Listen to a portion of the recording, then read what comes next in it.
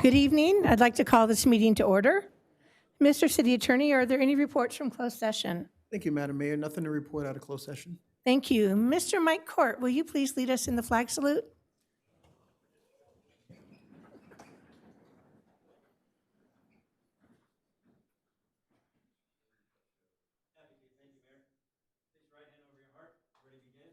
I pledge allegiance to the flag of the United States of America and to the republic for which it stands, one nation, under God, indivisible, with liberty and justice for all.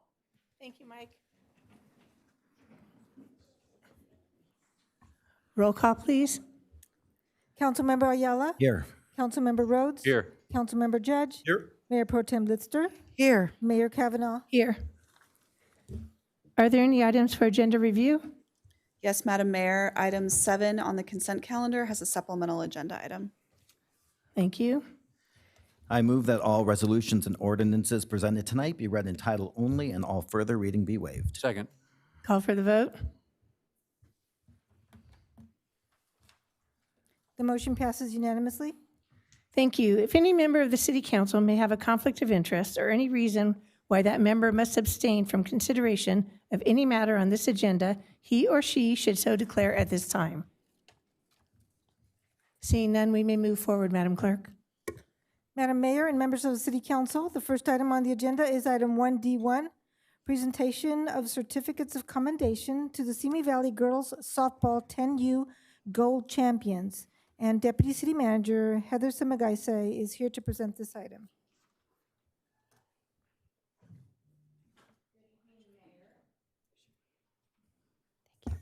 Good evening, Mayor and members of the City Council, and to our special guests in the audience. Tonight, we're proud to recognize an outstanding group of young athletes who have represented our community with determination, teamwork, and incredible success. The 10U girls softball team had an exceptional 2025-26 season, finishing their fall select and all-star sessions with an overall record of 119 wins, 9 losses, and 1 tie. Is this not? Did I hear something incorrect? This was right? Okay, further reinforcing how awesome you all are. During their all-star season, the team finished second in the district, 4th out of 54 teams at the state championship, and first in the inaugural USA Softball Pacific Coast Tournament of Champions, one of the highest levels of competition for 10U athletes. Their success is a testament to the hard work of these players and the support of their coaches and families.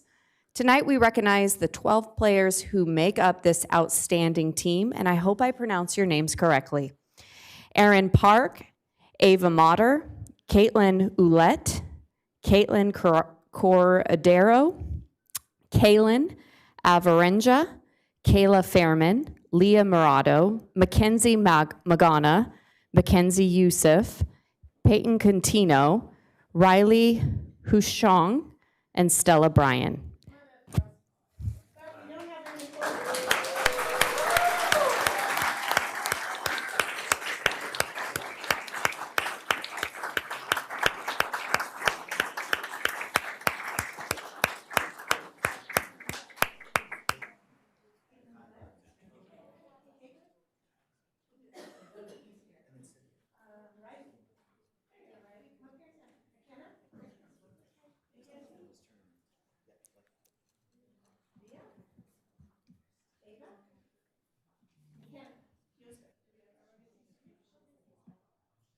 And we have something for the coaches too.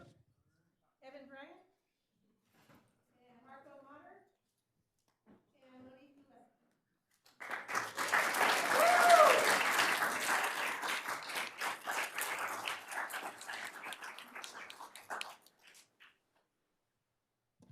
I'm so very, very proud of you guys. This is going to sound really old, but I played Simi Valley Girls Softball when I was a little kid, except we were called Little Miss Softball in the 70s. But my daughter played, and you guys, the record you have is the best I've ever seen, especially in girls softball. So that's fantastic. You all need to be very proud of yourself and thank your parents and coaches, because I'm sure they spend a lot of time on the road and in the parks, and siblings. One of you has a brother that's on the 16U team. Okay, yeah, I met him. So he'll be here in 2 weeks. So we'll be honoring them. So you've spent a lot of time on the road. Do you ever get it home? Ever make home? Coach, would you like to say anything? Oh, sure. Yeah. I'm just super glad to be a part of this. Girls, I'm very proud of you. Thank you for just allowing me to be part of it. Appreciate you guys.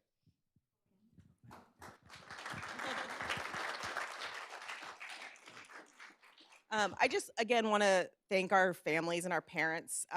It was the best group of families we could have asked for. And just the entire city and the SVGS community has been so supportive, and we appreciate everybody.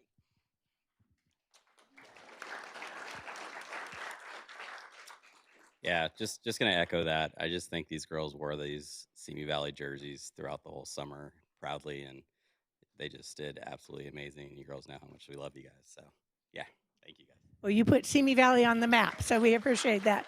Let's make a nice picture. Heather wants to take a picture. So if we can. She likes that background up there. So kind of angle here. Just gather here. Yeah.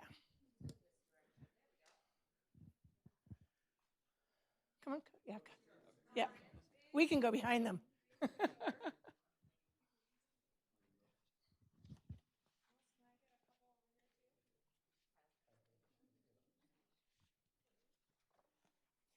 All right, hold them up nice. There you go, perfect.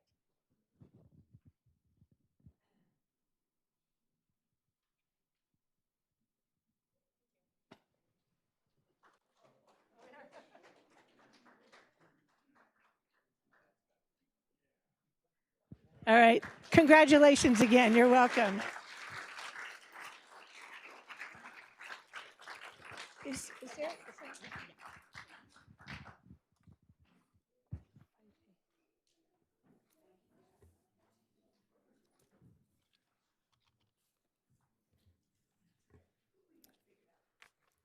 Madam Mayor and members of the City Council, next on the agenda is item 2, public comments on appointments, special presentations, and informational reports.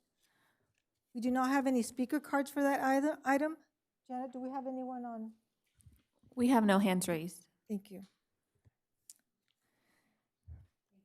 Madam Mayor and members of the City Council, next on the agenda is item 3A1, designation of City Council members to Lucy? interview. Sorry, Madam Clerk, the caller just put their hands up, a hand up for this item, I believe. For item 2A? Yeah, they raised their hand. If you're participating by phone and wish to provide public comment for this public statements item 2, please press *9. Can you go ahead and unmute? You may begin to speak.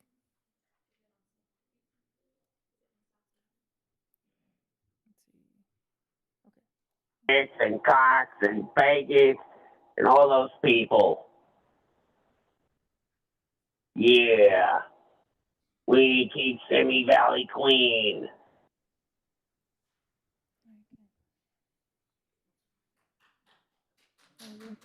They hanged up. Madam Mayor, do we have other speakers for this item? Yes, thank you. Madam Mayor and members of the City Council, next on the agenda is item 3A1, designation of City Council members to interview and nominate prospective Neighborhood Council District 3 Executive Board members. And Community Services Coordinator Kelly Duffy is here to present this item. Good evening, Mayor Kavanaugh and members of City Council.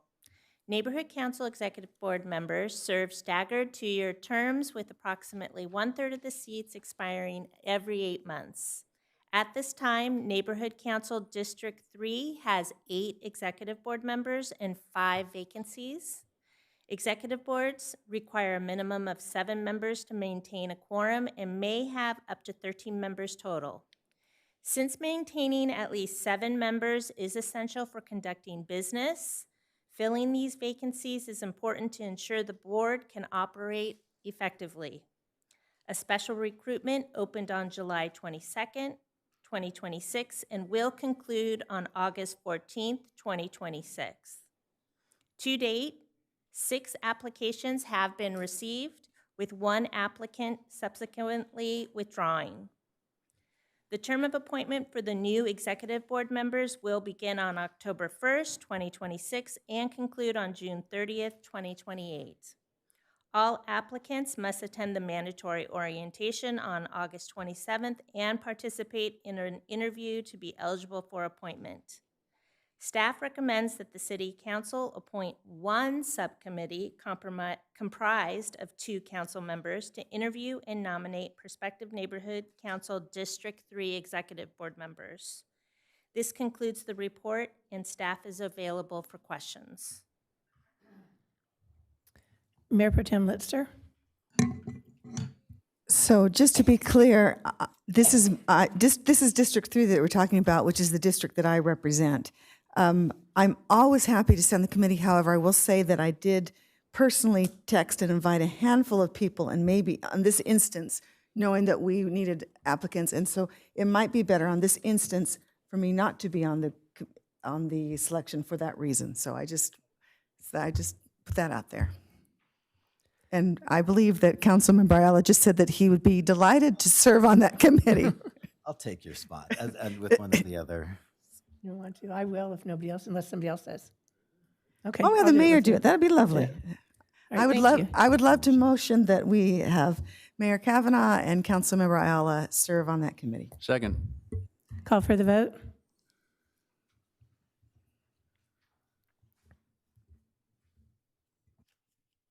The motion passes unanimously.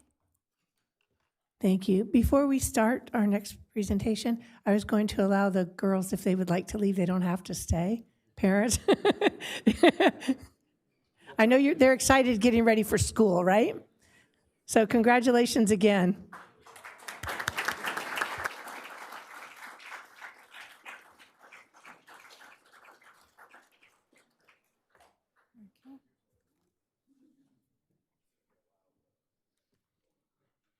Thank you, Madam Clerk. Thank you. Madam Mayor and members of the City Council, next on the agenda is item 3C1, presentation of the 2025 State of the Region by David Marin.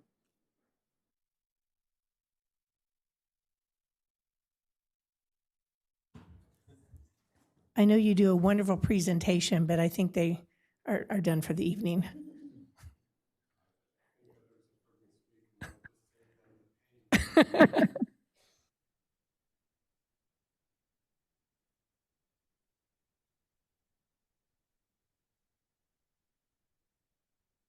Nonprofit here in Ventura County.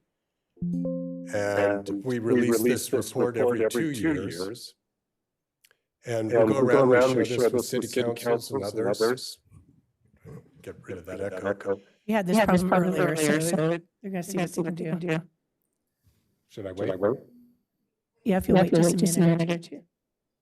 Bad enough to hear one of me, too.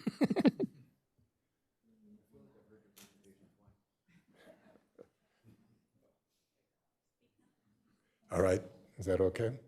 Yes, now Sounding you're better? good. Okay, good. We cannot produce this report without the generosity of our sponsors. Here's a few of our larger sponsors: the Ventura County Community Foundation, Community Colleges of Ventura County,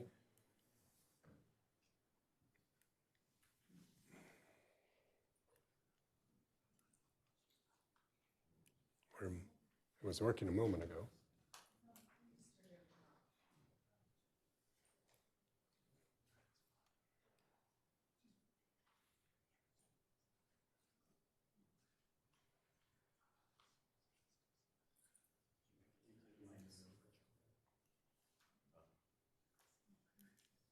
Okay, maybe that works. And that concludes my remarks. Thank you all very much. Okay, so California Resources, County of Ventura, Channel Islands University, Limonera, the Port, and also the Ventura County Office of Education. So we're grateful to them and all of our sponsors. So the State of the Region report is published every 2 years. We are 501c3, neutral, unbiased. We are focused on sustaining the quality of life, and I would like to acknowledge our former board president, Samantha Argabright, who has served us very well for many years. The report's available to those in the audience or others who want to download it for free. It's at civicalliance.org, and we list all of our sources starting on page 113. So I want to start off with some of the numbers about population. This is not actually in the report. When we were producing this, the federal government was on one of those breaks where we couldn't get census data due to funding. County of Ventura, so the purple line is the median age. You can see right away that we are getting older. Population about 9 years ago was 847,000. We've declined by 10,000 people in just those few years. But interestingly, if you look at this blue, that's the 0 to 18 population. So that declined almost 20,000. So all of our loss has been in the young people. So it's wonderful to see those young girls here today. We need a lot more of them. Here is the numbers for Simi Valley. You are older in Simi Valley than the county at large. Your average age is now at 41.9. Your population is pretty much held even. You lost about 1,000 people the last 7 years, but your 0 to 18-year-olds declined about 3,800 during that time.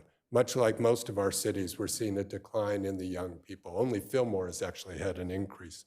So that's a very big challenge. I'll talk more about that. Here's some highlights, though, from other sections of the report.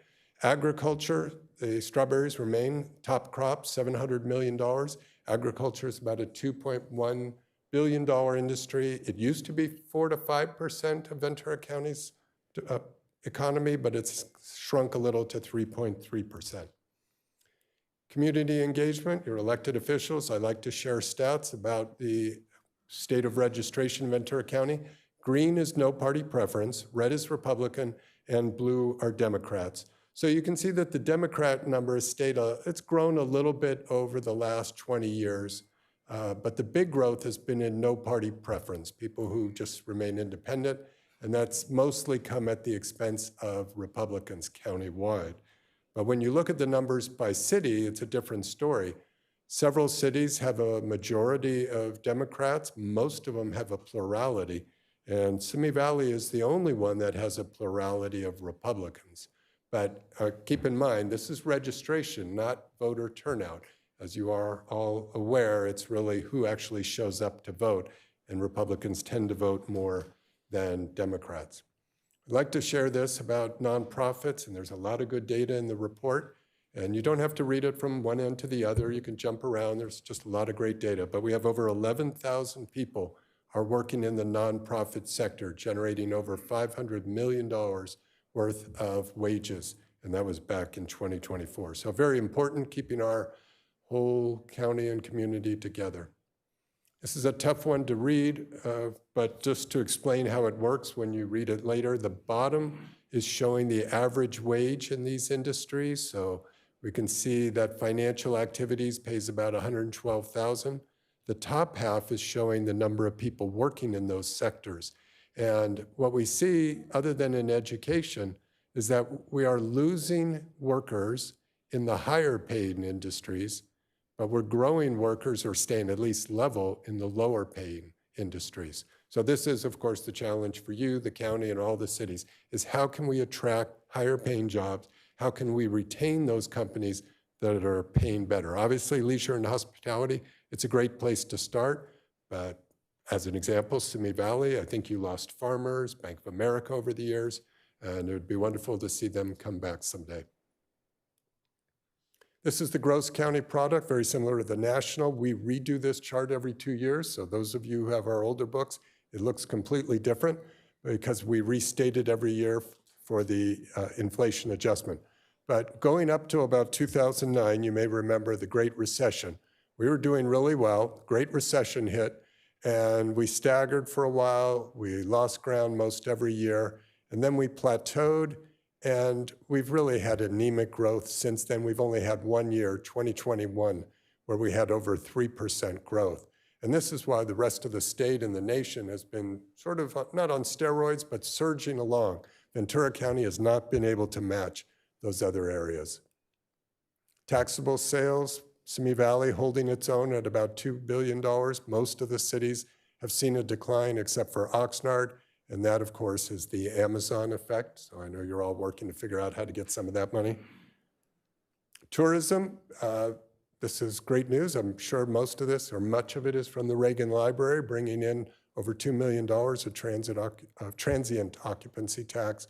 Ojai just really crushes it, you might say, and that is the Ojai Valley Inn with their high room rates and all that. But Oxnard, coastal cities do pretty well. The outlet malls, it's tough, I think, for Simi Valley to be a mecca for tourism, but you are doing well and it's growing. Education, I know that you do not manage education, but show you some highlights. I talked earlier about the decline in the number of youth, 0 to 18. This is where it starts to manifest itself. So the blue line on top is the K through 8 grades. The green line is the high school years. And we are right here at about 2025. You can see we've had a slow decline over the years for the K-8, and we're projecting a continued decline over the years. But here's something that'll stagger you a little bit. 50 years ago, the population of Ventura County was 420. 50 years later, we doubled. So we've grown from 420 to 840. But the number of students in that time only went from 107 to 122, barely increased by 15%, while the rest of the population doubled. So we need more children. And here's how it shows up in some of our school districts. Conejo Valley has lost, so the purple is 2021, blue is 24. See the decline there. Moore Park Unified really losing a little ground. Simi Valley Unified also losing ground. I'm often asked, isn't this because of homeschooling in private schools? But the answer is no, it's because of a decline in the birth rate, because even the private schools are seeing a decline. Test scores, there's a lot of information in here. I won't slow you down, or I won't slow down with that, but the commentary written by Tony Biasotti is very helpful to understand the range of achievement and lack of that. Community colleges, Moore Park's doing very well. They're the blue. Other schools are about holding their own. I like to share this because the educational attainment for those in the audience and on the dais, the value of education, if your child or grandchild wants to stay in school, it pays off in a huge amount over the course of their lifetime. The average male graduating high school can look forward to about $46,000 of annual income. But if they stay in school and get a bachelor's degree, that'll double. And that's what they can expect to earn year after year after year. So when you do the math, it is a huge amount of extra money that somebody can make with more degree, if they are motivated to be in school. And I would say it pays for the student loans. It's a worthwhile investment in the appropriate industries. Housing, we're coming back, a little bit of growth, not high. Simi Valley sort of right in the middle as far as the median home prices, $890,000 in 2025, and it's a little bit more than it was the year before. Apartment rents make up one of the highest costs for our young people. This is what's starting to make it hard for us to have more children, is because our young people can't afford to live here. And then they are recruited to go move to Texas, to Nevada, to Utah, because we have such high rents. And so we need to bring down the cost of housing, and I'll move along for other things. Solar, great news there. Beautiful place to live, Ventura County, that's unbeatable. This is the chart that really shows the decline in the birth rate. So we are showing the number of births per 1,000 residents. And we were doing really well back around 1990s and the 80s, averaging in the high teens number of births, and that's just cratered over the years, down to 9.9 and 10.2. So young people have three things going on. One is it's expensive, so they leave the area. We lose that. They stay here, but they put off having children. Instead of having in their early 20s, they're waiting till their late 20s or maybe their 30s. And then the third thing is they're deciding to have less children. So we may have all grown up with 3 or 4 kids as our next door neighbor and that, but now we're seeing families of only 1 child or 2. And what's driving that is, besides the cost of housing, is the cost of childcare. It costs $15,000 a year to put your infant in childcare. It's even more if that child is a toddler. So I'm advocating to every city, and hopefully city managers, when you're all together, can solve this wrinkle. But if we can bring down the cost of childcare just somewhat, subsidize it other ways, then that can be a magnet for employers. It could be a magnet for young people, because we are in a battle to keep our young people and not have them move to Riverside, to San Bernardino. We need to attract them and attract them from other areas. So when you see childcare, a place like Amgen provides childcare, but they still charge their employees the full rate. But imagine the beauty of being able to drop off your kid near your work. If we could open up childcare centers that were close to employment centers, so instead of having to get up in Simi Valley, drive to Moore Park to drop off your child, and then come back to work here at City Hall or somewhere else, if we can bring childcare closer, if we can make it more affordable, I think that is one way to help to keep our young people here and attract them. This is new in the report. We've added cancer rates. We're looking at the top 15 to 20 counties across the state. We broke it out for three cancers: leukemia, breast cancer, and prostate. And this is the overall of those. These numbers are age-adjusted and gender-adjusted. And the fascinating thing is that Ventura County ranks fairly high in the amount of the incidence of cancer. Don't know why that is. It's often pointed out that several of these other counties are coastal counties. I'm not sure if that has any relationship. Some people tell me, well, maybe we have better doctors, so we're detecting it. But I don't know if that's actually true or wishful thinking. So a lot of good data in the report. There's the breast cancer one. Public safety, Ventura County continues to be one of the safest counties in the state, actually the safest. And I'll just move right along here, Madam Mayor. Simi Valley, still 2.1 million pounds of food distributed in 2024. Transportation, there's a lot of statistics, but I'll end up with this one. Even though the pandemic is over and people are going back to work, we're still seeing an increase in the number of people that are working from home, and that continues to match all of the other counties nearby. And so with that, I'll stop. Again, this is available to the public at civicalliance.org. I have a handful. If anybody wants to hit me up outside, I'll share a few as well. And of course, you have some here for your staff. One final announcement: the Civic Alliance will be hosting a conference called The Future of the Region. It'll be on September 14th in Camarillo, and we will have a guest speaker talking about these demographic issues. And I think it'd be fascinating. I know that you'll all be on our mailing list, and hope you can attend. If there's any questions, I'm happy to answer them. But thank you all for your time.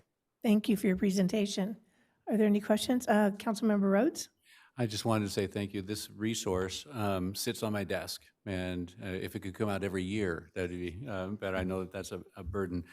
It's absolutely packed full of actionable data, and so thank you for putting it together. And the overview, while is extremely fast, I know I have a copy. I can dig in and really get the data. So thank you. Yes, thank you, sir. Thank you for your presentation. Anyone else? No? That means you did a great job. Okay. Thank you, David. We always appreciate it. Thank you.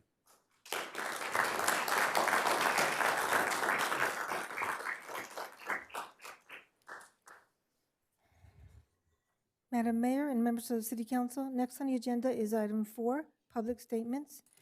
If you are participating by phone and wish to provide public comment, please raise your hand by pressing star 9.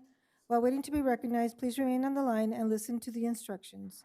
Agenda item number 4 is a time allotted for public statements from individuals who have submitted speaker cards, as well as those participating by phone. During the agenda item 4, the City Council will hear public statements from the first 10 persons who have submitted speaker cards. After the first 10 persons have spoken, subsequent persons who have submitted speaker cards will be called to speak during agenda item number 6, which is a continuation of agenda item number 4. Agenda items 4 and 6 are designated for public statements on all matters except for public hearings, appointments, and informational reports. Speakers will be called on in the order in which a card was received and will have up to 3 minutes to address the City Council. Speakers participating by phone will be recognized after all in-person speakers have been called. When the clerk recognizes you, you will be prompted to press star 6 to unmute your phone before addressing the City Council, and will have up to 3 minutes to speak. The mayor will notify you when you have 30 seconds remaining. Persons addressing the City Council are requested to state their name and community residence for the record. Madam Mayor, unless you have any comments, we can begin public statements. Please proceed. Madam Mayor, we do have 11 speaker cards. Would you like me to call them all during? Yes, let's go ahead. Thank you. I will call 3 names so you know who you follow. Ben Davis, Dale Steineck, and Michael Shaw.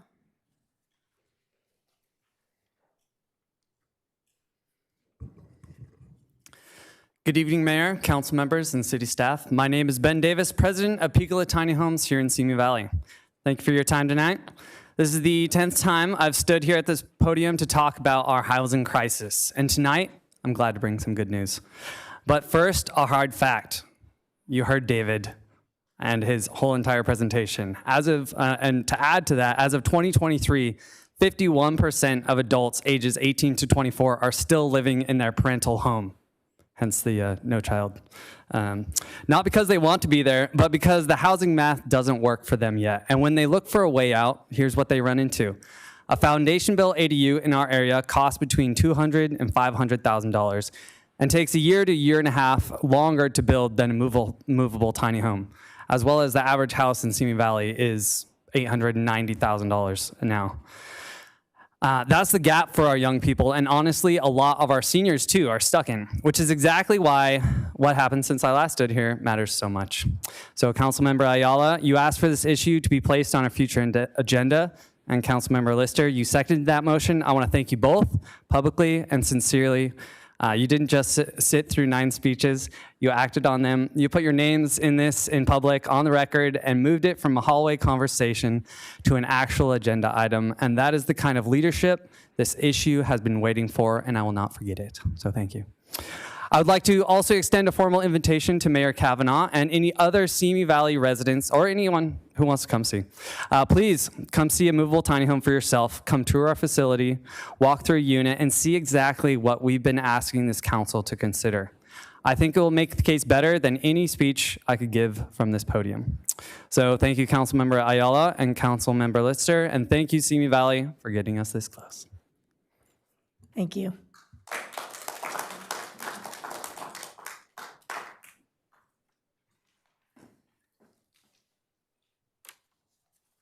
Hello, Mayor and City Council. My name's Dale Steineck, owner of Ultimate Locations and author of My House is a Great Location. I have an ongoing list of homes and businesses that I've listed for filming. These places are ready for filming.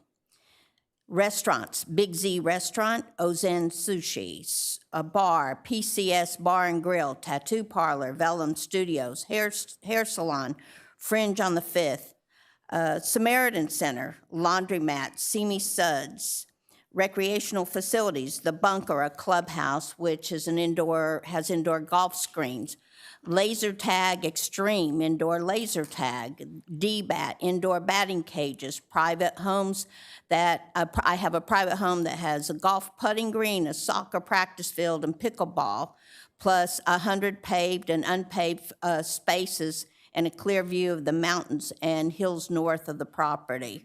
I have a ranch, a 15-acre ranch that has 50 plus unpaved parking spaces, 20 paved parking spaces, and view of Simi Valley, and a 3,000 square foot home.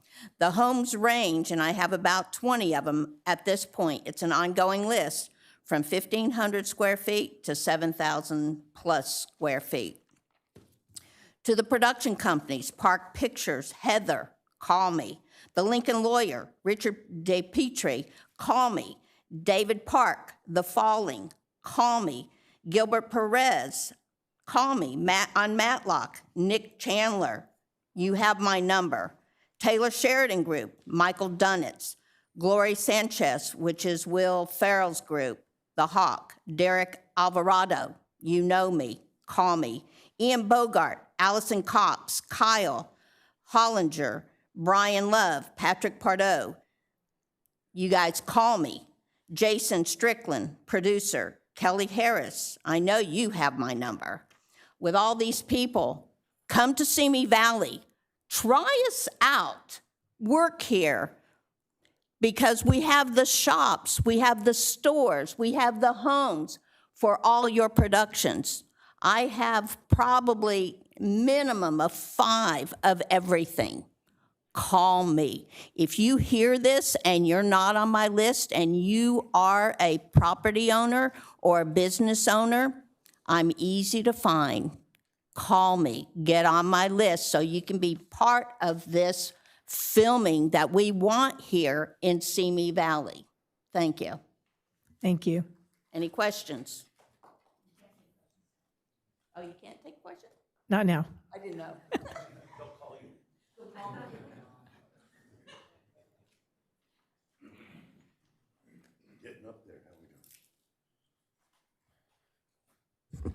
Good evening, you all. I missed you last meeting. Your knucklehead buddy here went and thought it'd be a good idea to take a labor job for 6 weeks. And instead of saying stand shoulder to shoulder, I was shovel to shovel with a lot of the people you'll hear me advocate for. I tell you, I don't think it was such a great idea, but I did meet a lot of great people and wonderful stories, and it just solidified the efforts I make when I talk to you guys about the things that are going on that people can't come up and talk to you about. And part of that is going back to the Michael Robinson incident, and I was so affected by that. I brought you all books on what we were going to do about. Now, the last time I was here, I said racism in our city schools. Well, it's that beating took place at the Regal. It isn't just our city schools. And no offense, you guys, but I don't think any one of you have experienced a bad racial happening to you. So the reason I keep harping about it is I'm hoping maybe we can put a commission together. We can look into it a little deeper, because our city council's silence is insulting to all those young, brave kids that came up here and testified. And those weren't made up stories. Those were real life stories. And I think it behooves us to pay attention to it and give it the serious concentration we should. So with that, I'll use my last little bit of my 1 minute left where I got to start ragging on waste management again. I was reading in the Times, there was 3 sites that were approved to take the waste that came from that city that burned, and they had to evacuate the whole city. And we were one of those 3 sites. Now, I don't know how you check, but I'd surely like to know, did any of that rotten material make it out to our landfill? According to the LA Times, it did. And now we're the brunt of every time there's some toxic stuff to get rid of, let's send it to Simi. So I think it's uncool. I hope it didn't go there. We'll talk more later about their expansion that's coming up, and they're raising our rates, which I'm not in favor of. Okay, thanks for listening, you guys. Talk to you later. Thank you.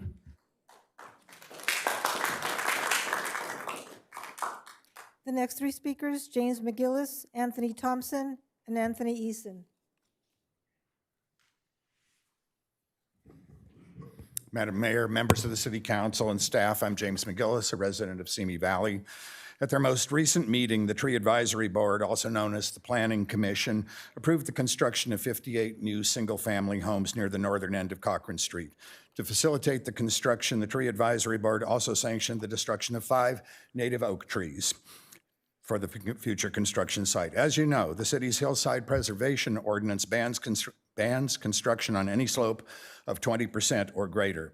Through a loophole big enough for a Mack truck, the developers can grade entire hillsides down to less than 20% and build whatever fits on the property.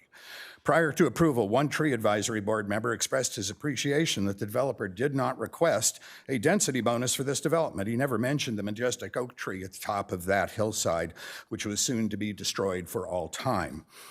The only reason the developer did not request a density bonus is that they could not cram even one more residential lot onto the project site. In fact, the footprint is so full, there will be no sidewalks in the new neighborhood. I have a new hobby. I travel to all the future development sites in the city and photograph native trees slated for destruction. For instance, I went to Oak Road and found the city's heritage oak still standing. After 350 years, it appeared indifferent to its imminent demise. I have a suggestion for both the Tree Advisory Board and the City Council. Every time you sanction the destruction of a native oak tree, you should post a sign nearby. It would state the time and place of the public wake and final tree hugging ceremony at the site, prior to the chainsaws going to work. Then young and old alike could bid their heritage and what remains of the natural environment here in Simi Valley a sad but fond farewell. Have you driven up Tapo Canyon Road to Lost Canyons Road lately without so much of as a whimper? Oak trees up to 2 feet in diameter have been felled, chopped up, and carted away. At the intersection of the two roads, there used to be a natural area, surrounded and shaded by native oaks. Now look at it, it looks like a strip mine. It may be time to repeal the Hillside Protection Ordinance and the Mature Tree Preservation Ordinance. Instead, we should have a new ordinance that requires at least one oak tree be sacrificed for every acre of new development. That way, if no oak trees are available on the proposed site, the developer could be required to select an oak tree at some other location in the city and personally cut it down using a city-approved chainsaw. If you listen outside at night, I'm sure you will hear the owls all over this valley calling out for their failed and lost habitat. Thank you. Thank you.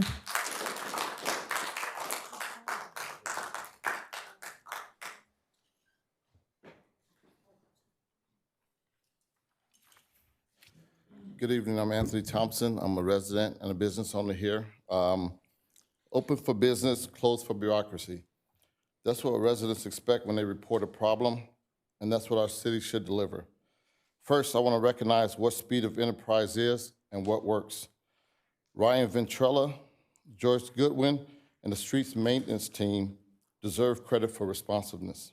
A concerned residents flagged down the street maintenance crew about an issue on the northbound side of Sequoia right before the 118 freeway, and it was addressed within 24 hours. That's service.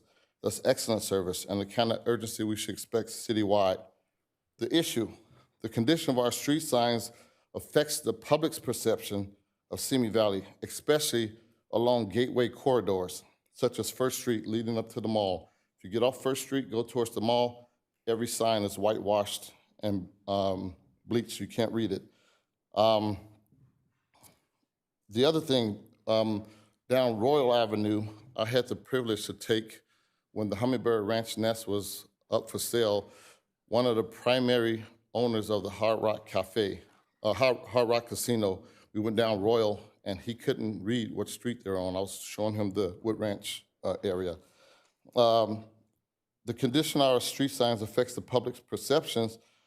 And I have documented from 17 different videos where different pictures where residents sent it to me. And in preference and also in the fairness to the city, I asked the residents to say, you know, there's a website, go put the complaints on there because the city can't see everything that's on the street. So it's up to us as residents to identify those all as well. But we shouldn't rely solely on the residents to discover and report predictable infrastructure failures. So a practical solution I came with, I'm in the sign business. And these failures are predictable. A sign replacement strategy should be based on orientation as expected for replacements.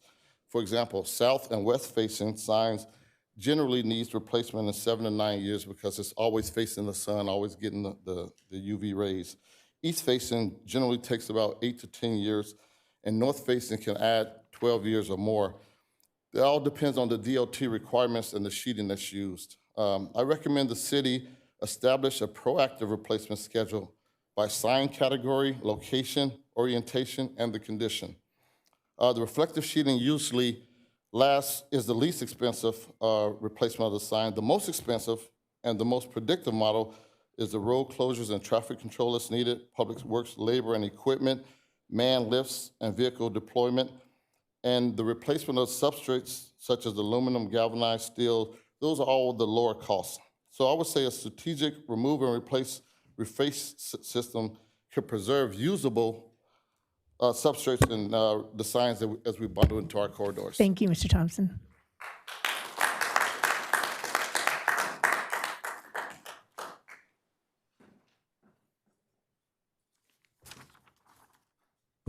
Good evening.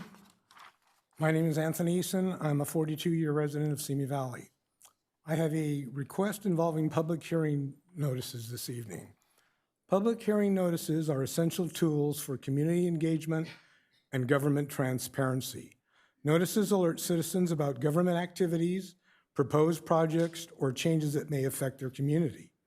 Notices provide an opportunity for residents to voice their opinions and concerns regarding proposed developments or changes. They invite community members to participate in the decision-making process, ensuring that diverse perspectives are considered. They help ensure transparency, which fosters trust and encourages civic engagement. I believe the city is currently meeting its legal obligation by publishing notices in the Ventura County Star. My request involves the addition of a notice published in another paper as well, the Simi Valley Acorn.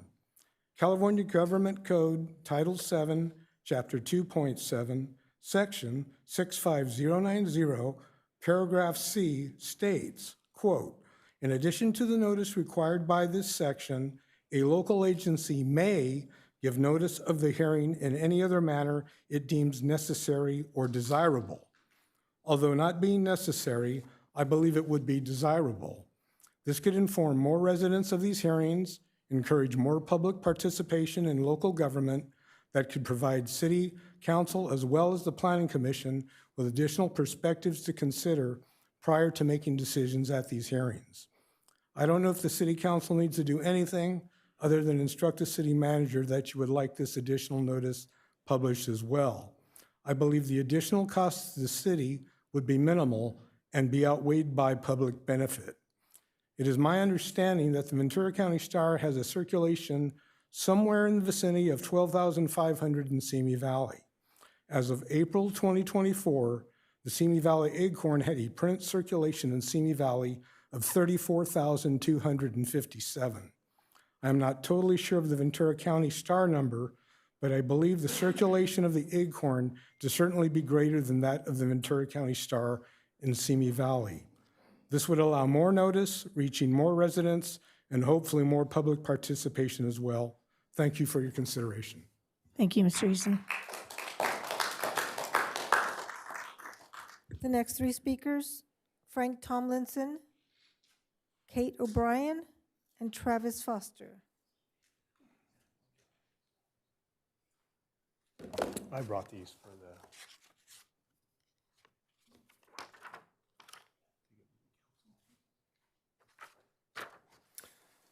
I brought a little something that we made up so that you guys could see a little bit of what we're imagining with what we do with the sign program at Vets and Valor. I hope that gives you a little perspective, a little context of what we're thinking about making it a community event, making it veteran-centric to the newly separated veterans that are coming out of the military, honoring them, and just making it a day that they were able to connect and be a part of the larger community. Maybe find a home, a place where they're able to work, where veterans are appreciated and hired. We have all of those connections, and we continue to make more every day.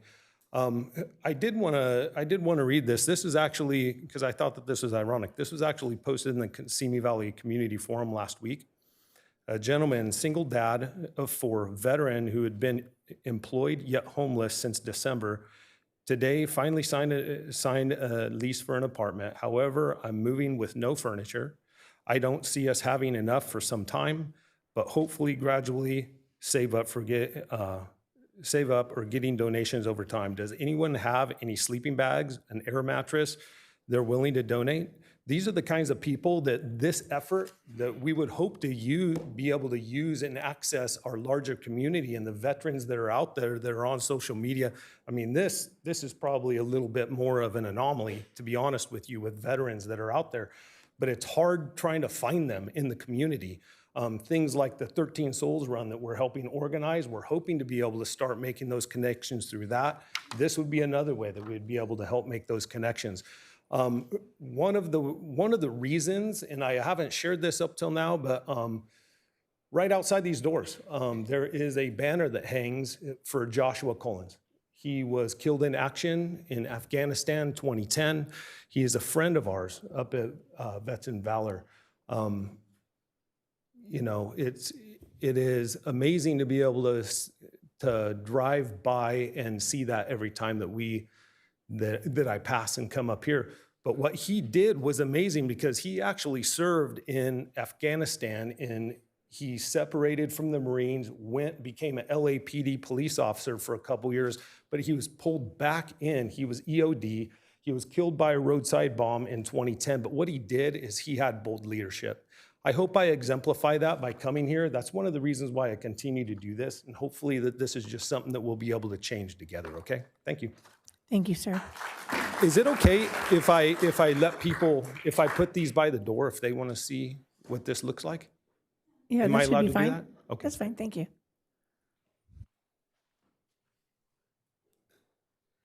Good evening, everyone. Kate O'Brien here.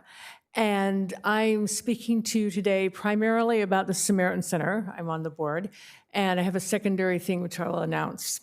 Samaritan Center, our next fundraiser is going to be the Mount McCoy Hike, which will take place on October 17th. We meet at Rancho Madera Park on Lake Park South Avenue to start, and we go up the hill. Now, Simi Valley, as we heard earlier, has roughly 152 homeless people, plus several people who are food insecure, which means they have to choose between putting food on the table and keeping the lights on. We help them as well. We help the food insecure, we help people who are homeless. 152 homeless people is a manageable number. Every dollar we raise does a tremendous amount of good. It's not like LA County where you walk down a street and there's tents. You can't even walk on the sidewalk. We have a better control than that. So October 17th, we will have flyers. The reason they're not ready now is because we had to change the date. We originally were on September 19th, and there were two other significant events that day, so we had to postpone it for a month. And I want to point that out. Anyone who's ever complained about there being nothing to do in Simi Valley, I hope they take note of that. So October 17th, meet at 8 o'clock, Rancho Madera. Flyers available. I will be passing them out everywhere I can. Second thing, also about food insecure people, our Noontime Rotary Club, of which Council Member Rhodes and myself are both members, is having our annual 27th, I think, pancake breakfast on October 10th, which is the week before the hike. Councilmember Rhodes is going to expand on that during his time to speak freely. So I'm sure we're all looking forward to hearing it. And so here we are. Thank you. Thanks, Kate.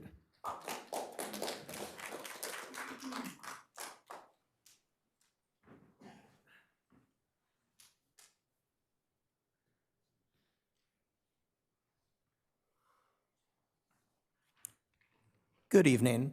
I'm back for the same reason I was here 2 weeks ago, the growing coyote problem in the ABC tract. I'm extremely disappointed by the response I've gotten from both our elected officials and members of the community who refuse to give this issue the seriousness it deserves, and I will keep coming back until something gets done. Last time, the council pointed citizens towards information on the city's website about coyotes and told us not to leave food and water outside. That's not a solution. It's putting the onus on citizens to account for the city's mishandling of an environmental hazard. We're not writing essays for a 4th grade biology class. We don't need what essentially amounts to a Wikipedia article explaining what coyotes are. We have residents losing their pets, and we need to know what's actually going to be done about it. I've also heard repeatedly online, just keep your pets inside. Animals are meant to be outside. Cats enjoy being able to explore, hunt, and go to the bathroom outside, and people leave their dogs outside in fenced backyards all the time. Why is it acceptable for dogs to be outside in people's backyards and cats not to? Suddenly it's the owner's fault when cats get killed. That's a double standards. And then there's my favorite excuse, the coyotes were here first. No, the coyotes were not here first. I'll say it again. The coyotes were not here first. And for good measure, I'll say it one more time. No, the coyotes were not here first. I've lived in Simi 35 years, and I've never seen coyotes roaming the neighborhood and eating people's pets until 2022 or 2023. This is a relatively new problem facing our community, and it's getting worse. And school is nearly back in session.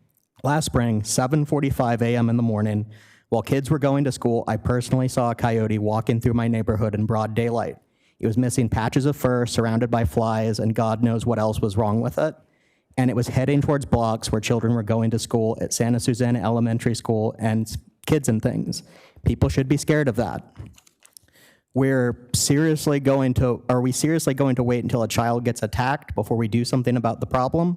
A coyote bite can mean serious wounds, infection, potentially rabies treatment. I don't want to stand here after somebody's kid gets hurt and ask why nobody did anything. And for anyone who thinks that this only affects people on the outskirts of town, ABC Tract is 3 minutes away from this building. This is not happening far away. It's happening right here in our community, so do something. Work with Ventura County Animal Services, work with California Fish and Games and Wildlife, determine what can legally and ethically be done to identify, trap, and remove coyotes that are repeatedly killing pets, displaying signs of illness, or creating a threat to public safety. Look to what other cities are doing. And while I have you all, yes, the rent is too high. What the first two speakers said is true, but nobody buys houses anymore. They rent apartments. Rent needs to be $1,000 or less for apartments for young people like myself to be able to live here. Thank you. Have a good night. Thank you, Mr. Tomlinson. Mr. Foster. Excuse me, I'm sorry, sir, were you Travis Foster? Okay, do we have Kate O'Brien? Oh, she did. Okay. Ken Hurst, Madison Walrath, and Jamie Sanchez.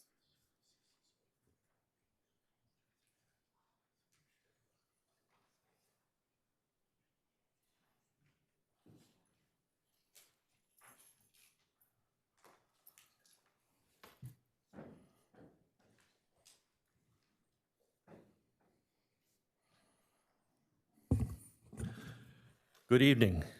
First, I want to mention that we had our second Simi Immigration Coalition Town Hall meeting last night. It was well attended, including Councilmember Ayala, and we had several good and useful presentations about the legal landscape from Ryan Valencia, from Assemblymember Jackie Irwin's office, lawyer resources from Vanessa Frank and Mariposa, a one-stop web resource portal from 2-on-1, and a passionate description of the effects of immigration enforcement on Simi families. Second, sadly, the number of ICE detentions in Simi Valley has grown to 53 now. Since I last talked with you about FLOC, the Simi Valley Police Department has worked to improve the FLOC search audit log. The old reason column is no longer reported, and in its place is the offense type. This appears to be a change from a free-form reason to a repetitive menu pull down, but each search now has an indication of why it was being done. The audit file now appears to be updated about once per week instead of daily. The user ID column remains redacted. I understand the SVPD is auditing to make sure that our data does not go outside California, as some of our neighbors' data did a few months ago. With the user ID being redacted, it is not possible for citizens to see who is using our data. This is a primary function of the search audit logs, and the existing logs cannot fulfill that function. I filed a Freedom of Information request with the city asking for the redacted column. I was told there were no responsive records, which I understand to mean that the city does not have the user ID data. I do not understand how the Simi Valley Police Department can be verifying that the data does not go outside California and also not have the user ID data. When I asked the city this question, I did not get an answer. Since this is a primary goal of the search audit logs, I would like to request that the user ID data be available to allow citizens to understand which organization is accessing our data. Thank you. Thank you, Mr. Hurst.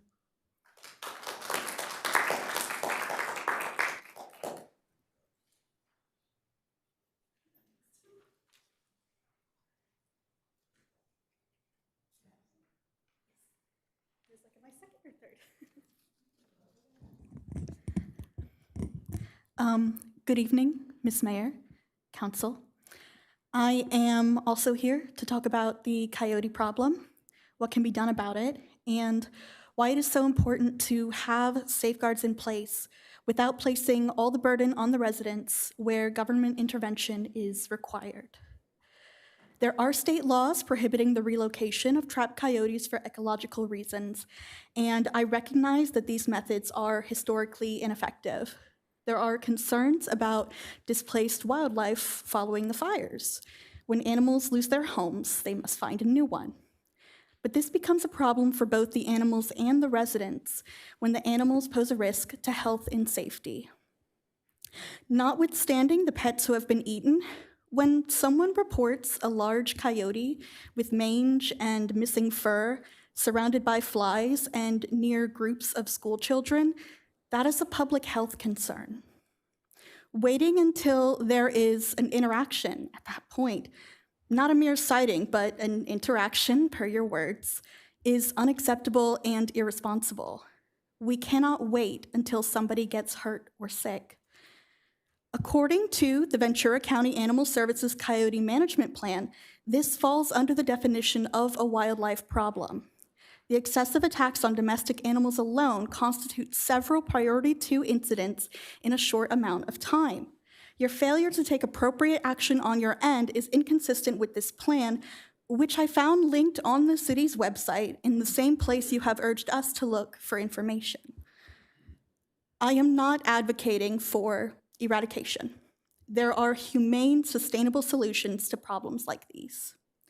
Wildlife sightings can be reported to the Simi Valley Animal Shelter, Ventura County Animal Services, and the City of Simi Valley. Permanent signage can be placed with phone numbers, QR codes to websites, etc. Spaying and neutering efforts can be considered following an environmental impact report to ensure sustainability and harm mitigation. Problematic coyotes known to cause continuous issues could be humanely euthanized by the VCAS. Neighborhoods could develop coyote watch programs in coalition with the animal shelter, assigning block captains to share information with neighbors, assess coyote issues in each neighborhood and discuss solutions, and take a proactive approach to education and hazing in addition to active intervention, because at this juncture, education alone is not enough. Other communities have implemented all of these things. They are viable, they are effective. And if you doubt this, I urge you to look into them anyway. Take the time, make the effort, get other wildlife programs involved, reach out to the animal shelter, reach out to the VCAS. I know I'm out of time.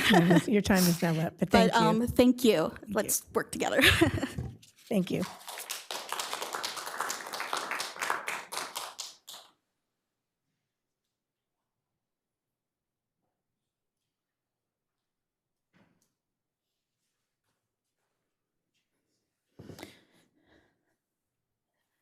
Before I begin, I want to acknowledge that we are gathered on traditional lands of the Chumash people. I honor their enduring connection to this land and pay my respects to their elders past and present. I usually have a speech that I write beforehand.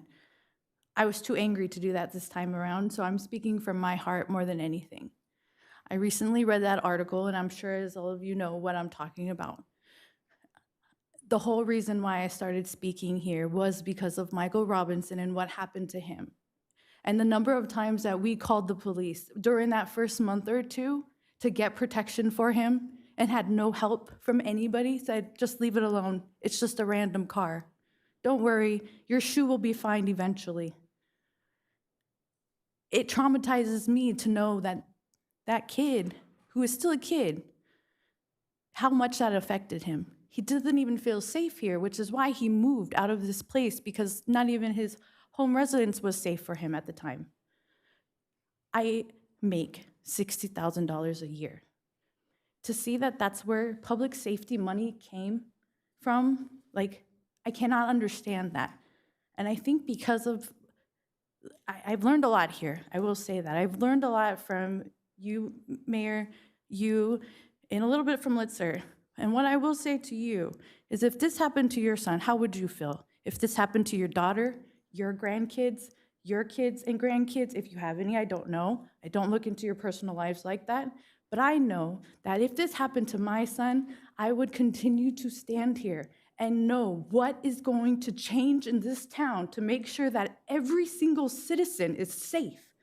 Not that they have to leave to feel safer at a homeless shelter, to know that they're going to be a father themselves and fear their own child's safety. Yes, Michael is going to be a father soon.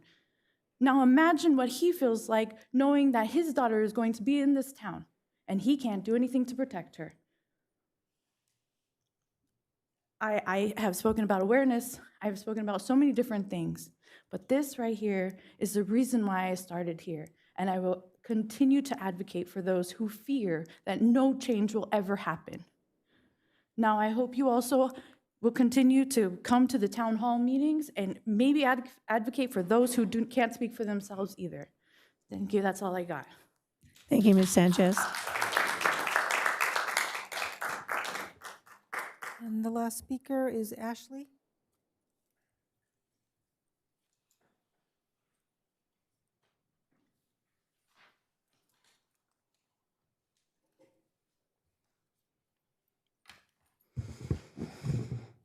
Good evening, Council. I'd like to start by acknowledging the Simi Immigrant Coalition's incredible work and efforts here in our city. The Back to School Resource Fair and Supply Drive, as well as our second Immigration Town Hall, were a big success, and we could not be more honored to help serve our neighbors and community. Made possible by the hard work and dedication of many locals from all walks of life. Longtime activists, community leaders, our incredibly passionate youth organizers, and everyday people like you and me. Together, we can learn, grow, and work towards a future for this city that recognizes, supports, and appreciates all of its people. Special mention and overwhelming gratitude to Joseph Ayala for your presence, patience, wisdom, and school supplies. Mayor Kavanaugh, we look forward to your attendance at our next meeting. I'm unfortunately going to switch gears and ask a question many of us are wondering, which is why $60,000 city dollars were spent on law enforcement overtime for an adult that committed a hate crime and then doubled down on his violent threats because he's the child of local law enforcement. Would you do the same for any member of this community, or is this special treatment? And I think you know the answer. This room knows the answer, and the city knows the answer. This is not what equality looks like. This is favoritism, and honestly, it's disgraceful. Thank you for your time. Thank you. Madam Mayor, that was the last speaker, and we have no speakers on calling in either.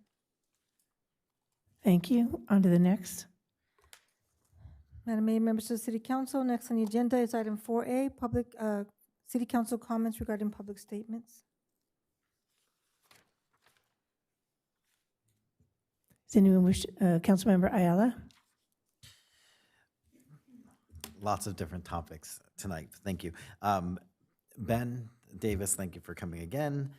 I know that it's now being worked, and we're going to have that sometime soon, that we can actually take an actual vote on that. Mr. Shaw, thank you for coming as well, and always being that old man that, like you say, who can just say whatever he wants to say and be okay with it. Mr. McGillis, we will talk more about the Cochrane project I'm sure, as we get closer to that vote, and all that entails. Mr. Thompson, thank you for coming and acknowledging the city workers, because they don't often get acknowledged for the work they do. I saw something similar, a city manager, where there was just like a little tree branch in the middle of an intersection, and I was parked at the intersection, and there was one of the city work trucks at the light. They just didn't sit there. They actually got out of their trucks, paused traffic, went out there, picked it up, and that wasn't what they were on the job to do, right? And they still took the time to do that. So thank you for bringing that up.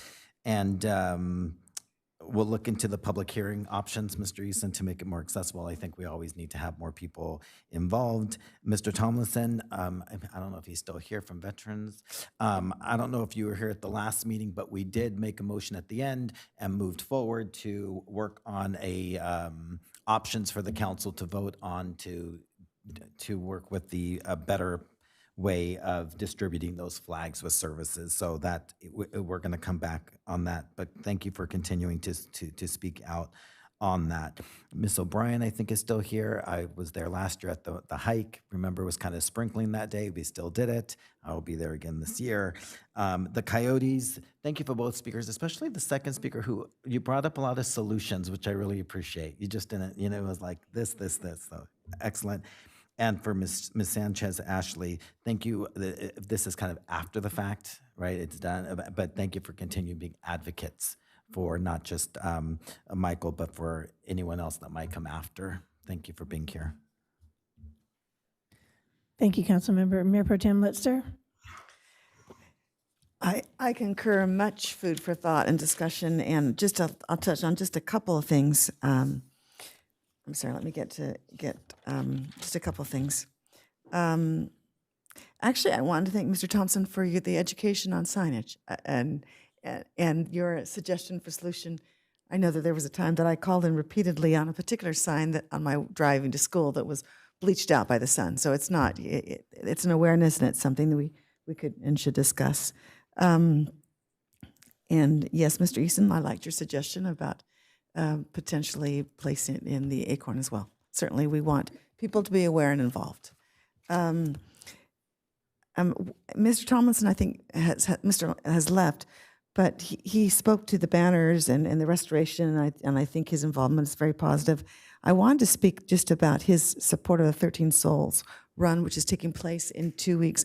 I was going to let my fellow council members know that I have signed up to bike on that 13-mile run, which is actually I bicycle it. You guys can run it. But it is really lovely that our community supports the veterans in that fashion, and I appreciate his support, which helped make it occur again. And so it is online if anyone would like to sign up. And what's fun is you can do it for, I think, $20, or if you want to pay $65, you can get a T-shirt out of it. And so anyway, but it all goes towards a good cause. Kate, thank you for your talking about the Samaritan Center hike to Mount McCoy. As I understand, the way it works too is if you can get sponsors to sponsor your hike, that is what you really want to happen. So I just thought I'd share that little piece too that I noticed as I was reading about your efforts there. So thank you. Regarding the Coyote discussion, thank you again for being here. I know we responded that ultimately animal control gets involved when there's an altercation, but you're completely right. When you observe something that could turn into an altercation, that is when calls should be made. And so we'll have maybe for the discussion, I hope, sidebar about with the animal control and what can be done there. I wanted to thank Mr. Ken Hurst, who is here. There you are, bless, for organizing the gathering that you had Sunday. As you recall, I had to go play the music elsewhere, and so I missed it this time. But I know I spoke with Councilmember Ayala, and he said it was just very well organized, and the attorney who returned and spoke, very knowledgeable, and so thank you for those efforts. Your concern about the flock cameras and knowing who is accessing is certainly, I think, has some validity, and it might be a discussion to have with our attorney and what is required and how that should be looked at. So thank you for bringing that to our attention. And I just want to conclude by saying thank you to all of you who have expressed your desires for a community where everyone is represented and is treated equally and fairly. And we appreciate your comments, and I understand that we need to be all doing more. So thank you, everyone. Thank you. Okay, I'll take a moment. Again, thank you everyone for coming out. We had a lot of various concerns tonight, which is nice to see our community taking the time to come forward and letting us know what's going on. So Ben, I definitely want to see one of yours. I see them online and in pictures, but I really want to see them. Are you going to be at the street fair again this year? Well, I'll be there before that, but that'll be a good time for people to view those too. Mr. Shaw, you're always bringing stuff forward to us, so thank you. I'm glad you had to work this time, though. But I do have a response for you on waste management, on your waste management concern. City Manager? Yeah, thank you, Madam Mayor. So Waste Management did accept food from the freezer section of the warehouse in the Boyle Heights area, and that was food that was going to melt, but it was all really within the scope of their day-to-day operations. They did not accept any of the burnt food or the building materials. That all went to other landfills. So I just want to make sure that that's clear to the community. Thank you. The city manager had let us know that, but she explained it much better than I would have. So thank you. The reason I teased him about going to work, he's been retired how many times? 5 times? You keep going back to work. So let's see. Thank you for the street sign acknowledgement and information, Mr. Thompson. Veterans stand down. Frank, we also have the veterans, the Park District puts on a big veteran program on Veterans Day. I don't know if you want to combine into that or if you want to kind of keep it separate. I can talk to you afterwards. We were just looking at that. Kate, I will sponsor you to hike up to the cross. Okay, you'll have my sponsorship. That way I don't have to do it. I'm no dummy. And Jamie and Ashley, thank you both for always being here and continuing to advocate for our community and for those that can't speak for themselves. And Mr. Hurst, if you give me a date, I'll make sure I can try and get it at the next meeting, because each of us should go to at least one. I think that would be fair for everybody. And we get to know what's going on a little bit better in our community. And I think that was it. Oh, coyotes. I know there's not a whole lot we can do as a community, but let me reach out to VCAS. I actually am a commissioner on VCAS. So let me reach out and see if they can give us something to work with, or maybe some ideas that you can as a little community work on. I think maybe if we start in one little spot and kind of work our way around the entire valley, it would be helpful to all of us. I don't see them very much where I live, but I see them other places and walking around, and they're not scared of us anymore. So that's kind of the problem. But let's see if VCAS can help us out a little bit one-on-one on that. And I think that's it for me, except our city manager would like to speak. I just wanted to add that in order to bring awareness about the coyote issues in the community, I have actually, a few months back, I had spoken with our environmental services director to ensure that we're having regular updates at our neighborhood council meetings to educate our neighborhood council members about the coyote management plan and what they can and can't do. Unfortunately, Fish and Game and VCAS does kind of limit us in terms of kind of, I want to say, like enforcement against coyotes. But there is a plan to do more outreach to the neighborhood councils about coyotes. Yes, thank you for doing that. I appreciate that. All right, if there are no other comments, we can move on to the next item. Madam Clerk. Thank you. Madam Mayor and members of the City Council, next on the agenda is public hearings. This is a time for testimony on public hearings on the consideration of matters as presented on this agenda. Let the record show that due notice was given as required by law, and an affidavit to this effect is on file in the office of the City Clerk. All comments submitted by email have already been provided to the City Council and will be made part of the record. However, they will not be read by the City Clerk this evening.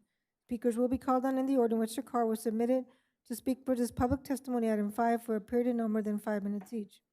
Persons addressing the City Council are requested to state their name and community residence for the record.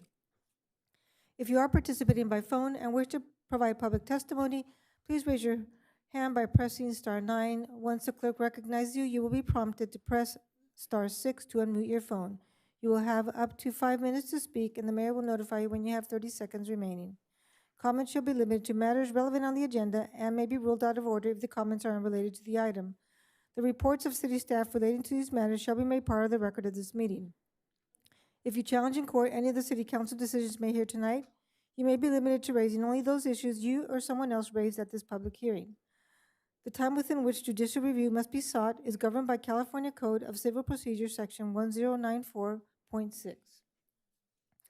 Item 5A, a public hearing to consider a general plan amendment, GPA-2024-0003, zone change Z-S-2025-0003, specific plan amendment, SP-S-2025-0002, plan development permit, PDS-S-2025-0003, and tentative map, TT-2025-0002, to modify the approved 364 lot, 1770 acre Lost Canyons development project located west of Tapo Canyon Road, east of Copperstone Lane, north of Anderson Drive and Ditch Road, and north of south of Lost Canyons Drive.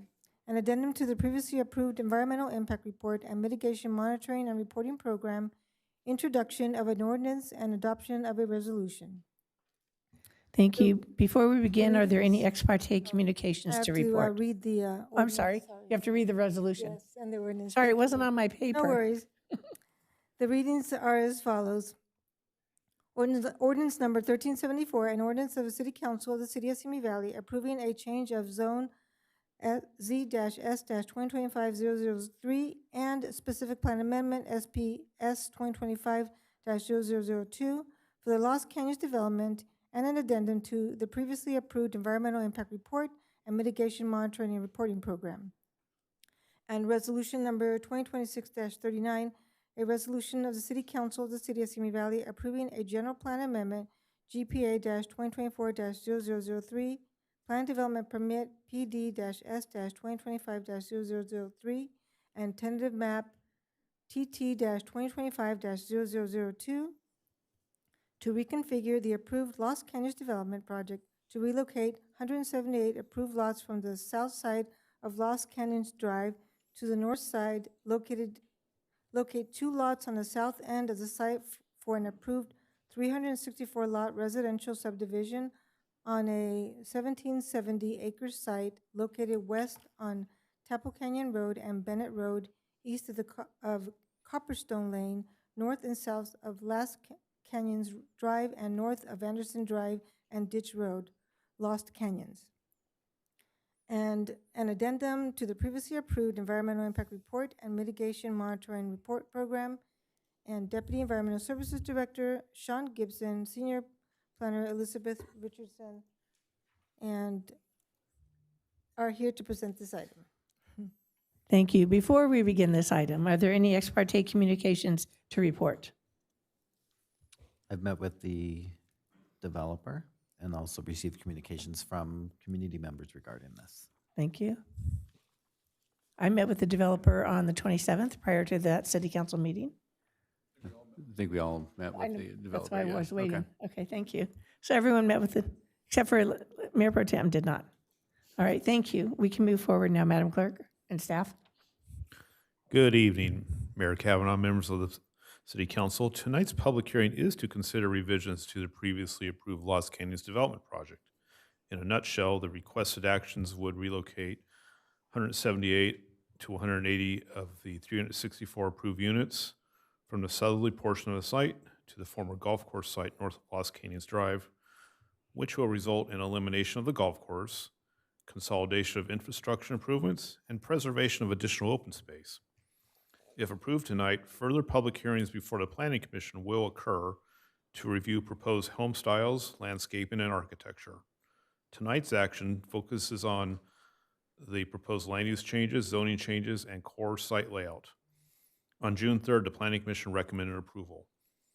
With tonight's presentation is Senior Planner Elizabeth Richardson. Okay, good evening. Tonight we are reviewing a modification to the Lost Canyons specific plan development. Lost Canyons is a 364-lot subdivision approved in 2013, and grading for Phase 1 is approved and actively occurring on the site. The site is 1,770 acres, located on the north side of Simi Valley, bounded by Tapo Canyon Road to the west, Copperstone Drive to the east, north and south of Lost Canyons Drive, and north of Ditch Road and Anderson Drive. The Big Sky subdivision is located to the west, and county land is to the north and east, and county islands are located to the south. Tonight's request is to modify the approved subdivision. The request consists of a general plan amendment, zone change, specific plan amendment, plan development permit, and a tentative map to move 180 approved single-family lots located on the south side of Lost Canyons Drive. No new residential lots are proposed. If the modification is approved tonight, the builder will return to the Planning Commission with individual lot plotting and architectural designs.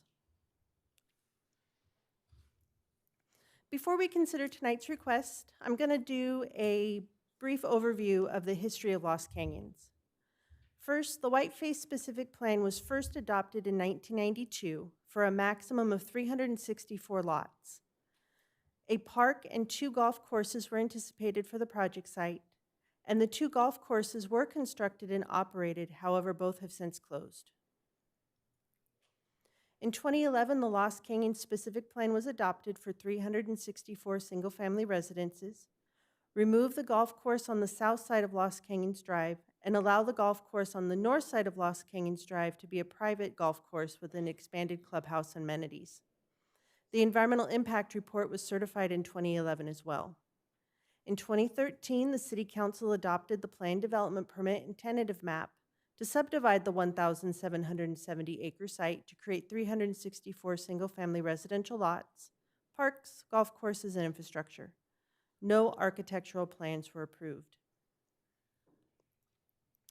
The Phase 1 final map has been recorded for 184 lots and site grading, and improvements have begun. To reach this point in the project, the applicant team has had to comply with the EIR mitigation measures, secure permits from the California Department of Fish and Wildlife, and obtain a tree removal permit and relocation permit from the city.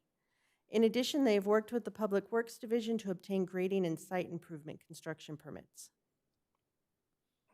In 2020, the Planning Commission approved a cluster development permit for individual house site plans and architecture for 184 single-family residences located in the Phase 1 area north of Lost Canyons Drive.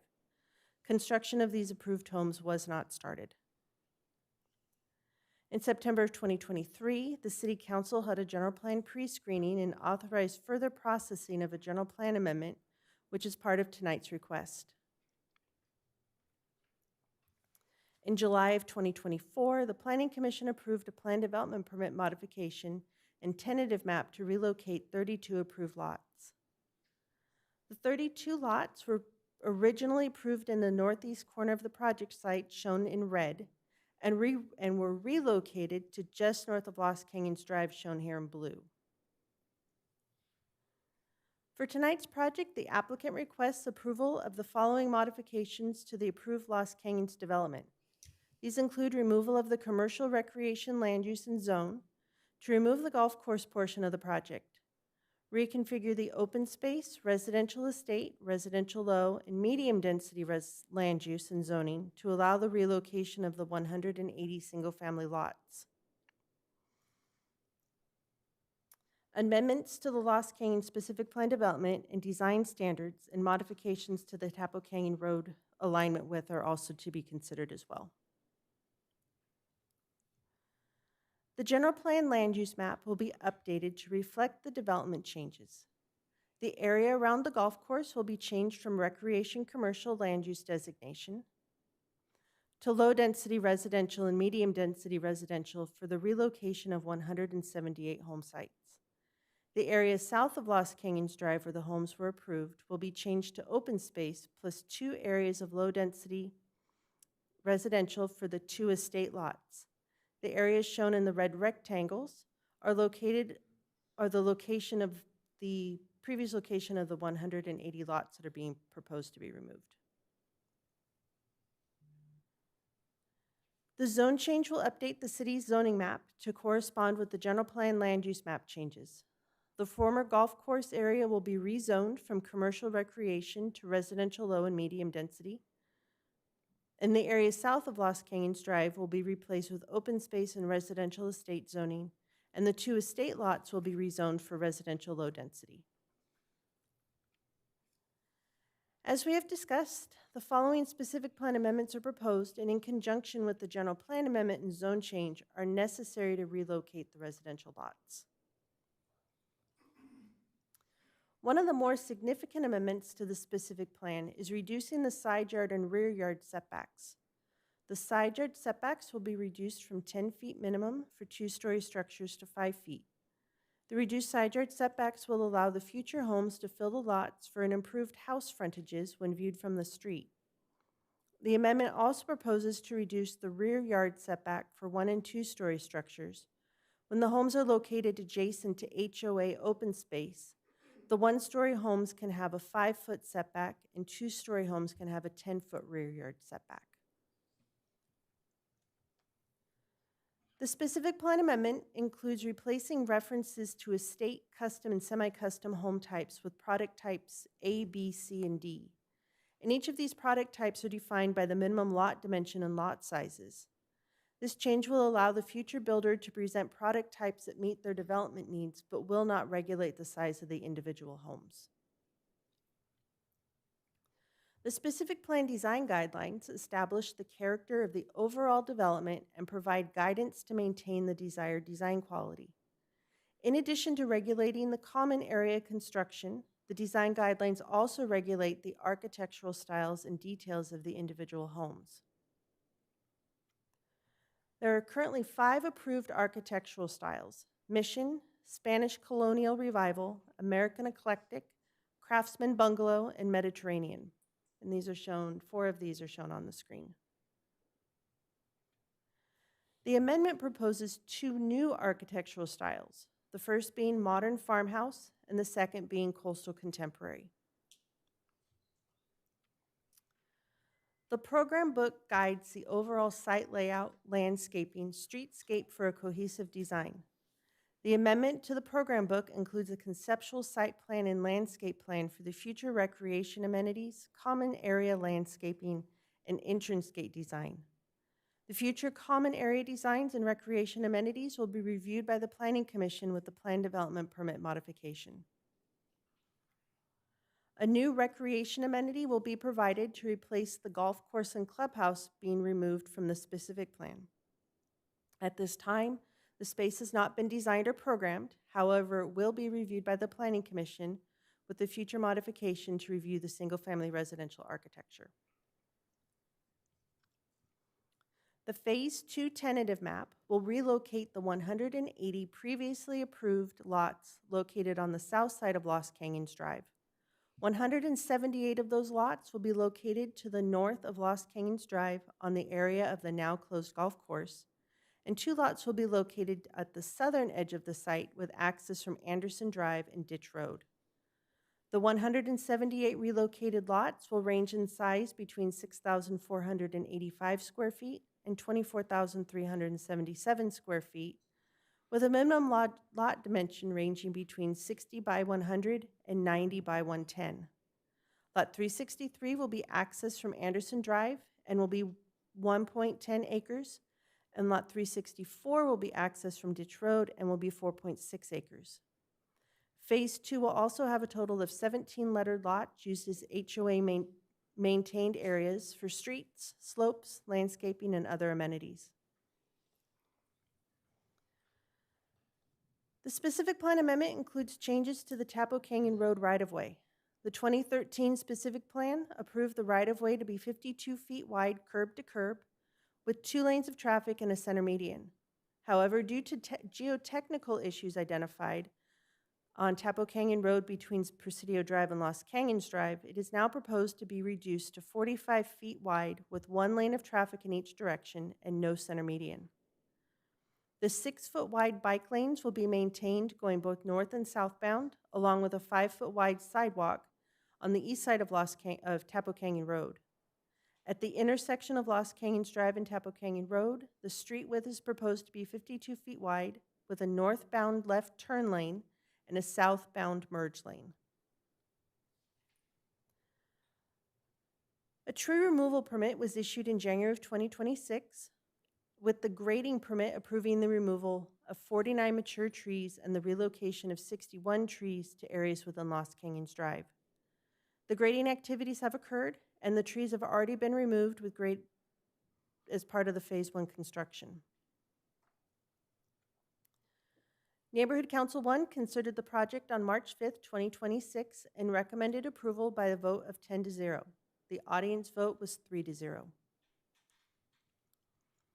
An environmental impact report was previously certified in 2011, and since the original project will be modified, an addendum to the EIR was prepared to confirm that there were no new significant impacts and there are no substantial increases in the severity of any previously identified environmental impacts. The associated impacts of the modified project were determined to be the same or less than described in the previously adopted EIR. And the Planning Commission recommends the City Council adopt an ordinance to approve the zone change and specific plan amendment, and resolution approving the general plan amendment, plan development permit modification, and tentative map, and adopt an addendum to the Environmental Impact Report and Mitigation Monitoring and Reporting Program. And this concludes staff's presentation, and we are available for questions. Thank you. Does anybody have any questions of staff?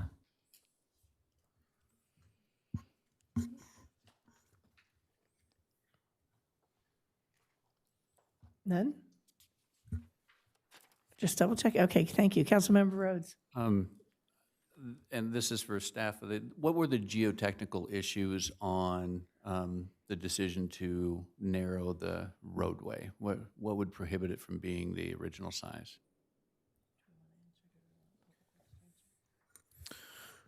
We may want to defer that to the applicant, but Public Works staff is here if they'd like to elaborate, but I think they may have a better reasoning for that. That's kind of what I thought, so I was Hesitant? Okay, that's fine. Mayor Pro Tem Litster? And I'm not sure if my question is for staff or for the developer as well, but let me just ask a couple. On page 52, it talks about Los Canyons' easterly terminus is actually Madera. And so I was just curious, is there a road currently existing that or is this connecting that makes that all happen? And are they responsible for developing that, or is that just saying that we're trying to give the entire project context? It was Go paid. back to one of the site plans. There's a Madera Road connection in our general plan, which actually terminates at the westbound. It's already built. There's a westbound terminus of Los Canyons Drive, and actually I could refer you. It's actually right here. Madera Road would come from this point here, if I'm seeing it correctly, in the Big Sky community. And it just terminated into Big Sky. The specific plan just references that connection or circulation element to the existing built Big Sky community. Interesting. Okay, thank you.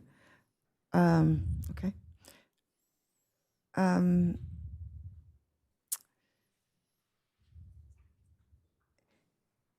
How, again, this might be a question for the developer, but I will ask you. I noticed the plan shows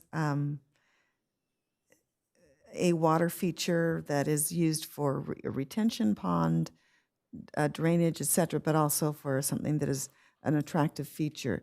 Is that something that is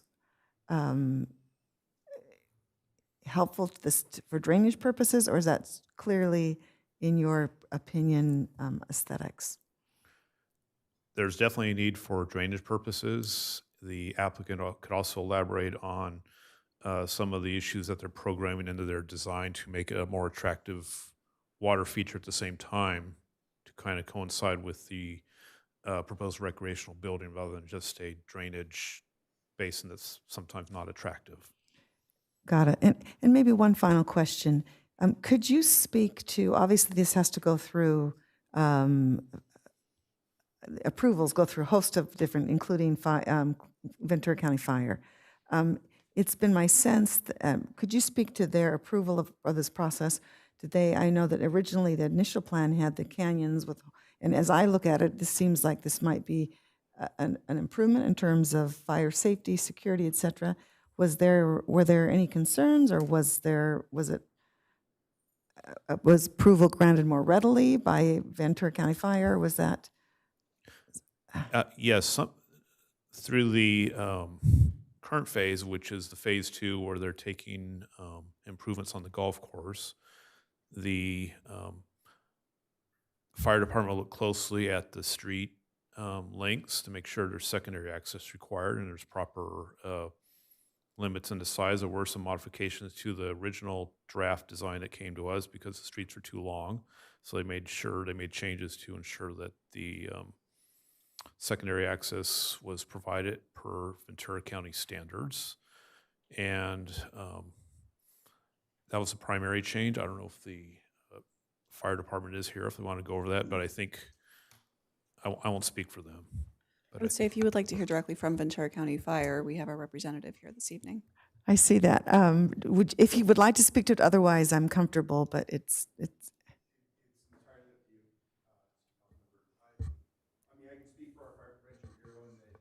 Come on down, Matt. Come on down, Chief. This is an opportunity to be part of the fun. Come on down. Be part of the fun. I enjoy that. All I can speak for, obviously, through our Fire Prevention Bureau is that all the plans would have to be approved, per fire code.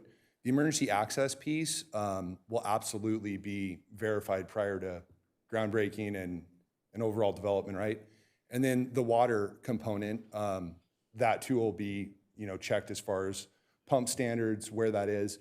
Looking at the zoning itself from an urban interface standpoint, just from the outside looking in, it does seem like it's probably a little bit more safer. Now, with that being said, the per fire code, they're not going to sign off on anything that isn't meeting the standards.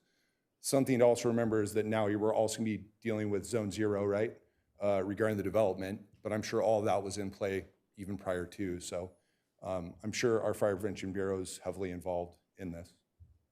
So that's all I can really Perfect. speak That's to. great. Okay, Thank you so much. Thank you, Appreciate Chief it. Fallett.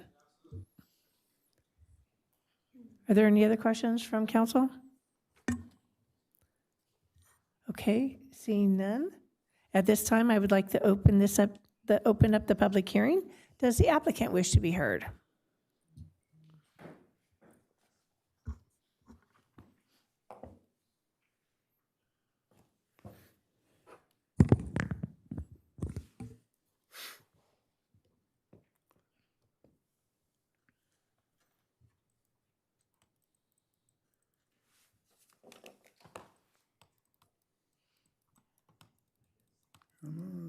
There we go.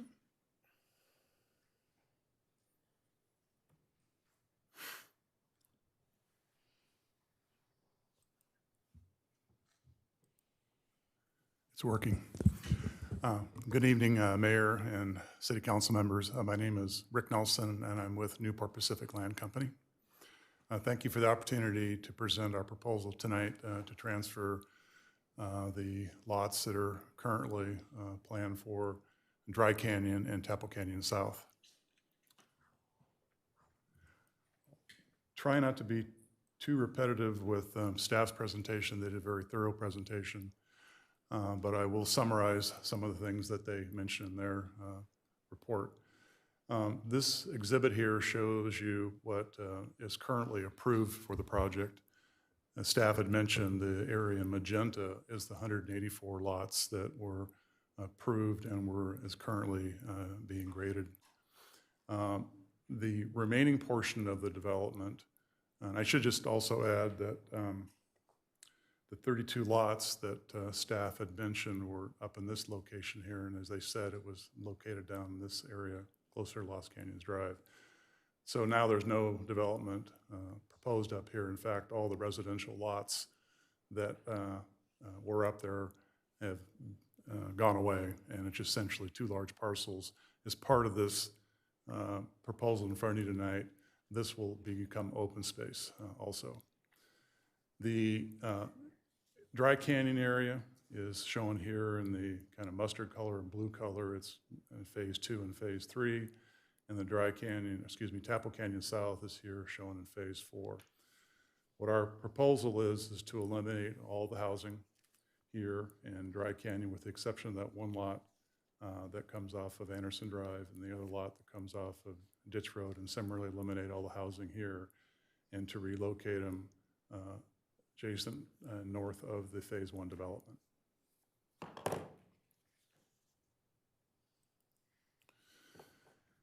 So with the proposal, the areas that we're going to have residential development here in Dry Canyon will be zoned to open space.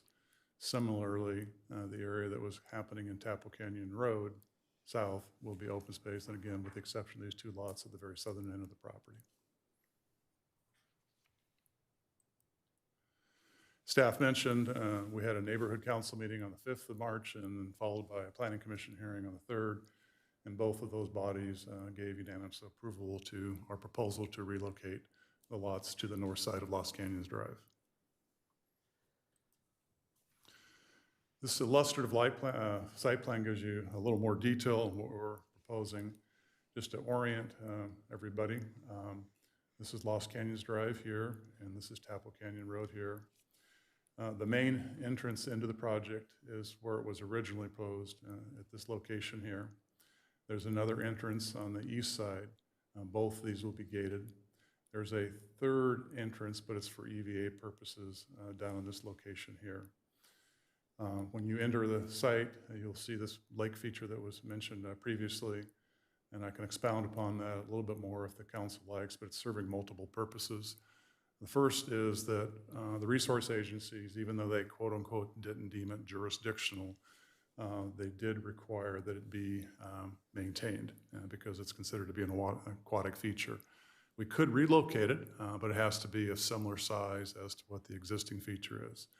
In addition to that, it's serving as a storm drainage retention facility. We have 3 of them on the site. We have this one here, there's one over here to the east, and there's one up here in this location here. Those are 3 primary stormwater detention facilities so that the project doesn't increase their historical flows off-site.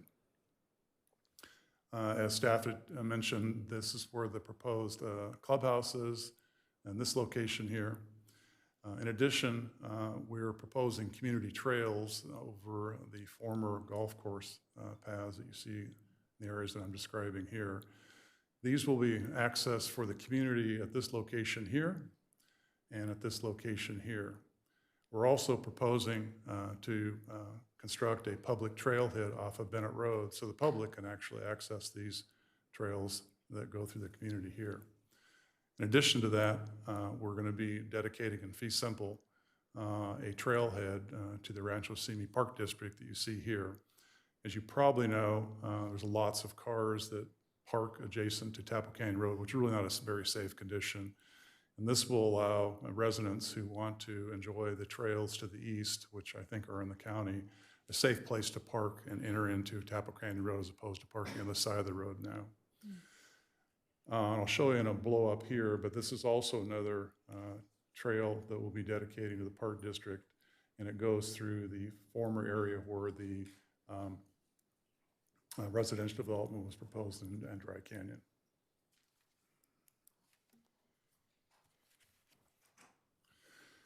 This is a blow up of what the property would look like with the approval in front of you tonight.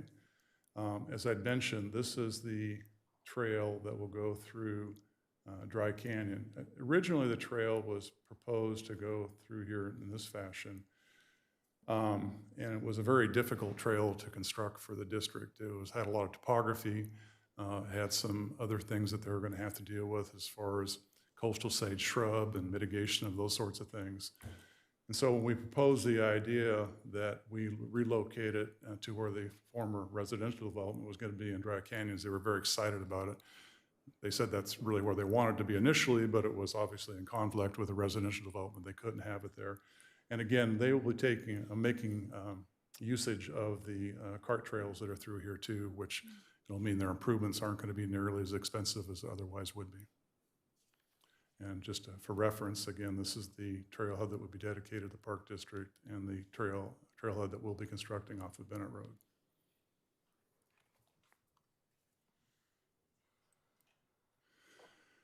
As you may be aware, Newport Pacific Land Company is in contract with Toll Brothers to purchase the property.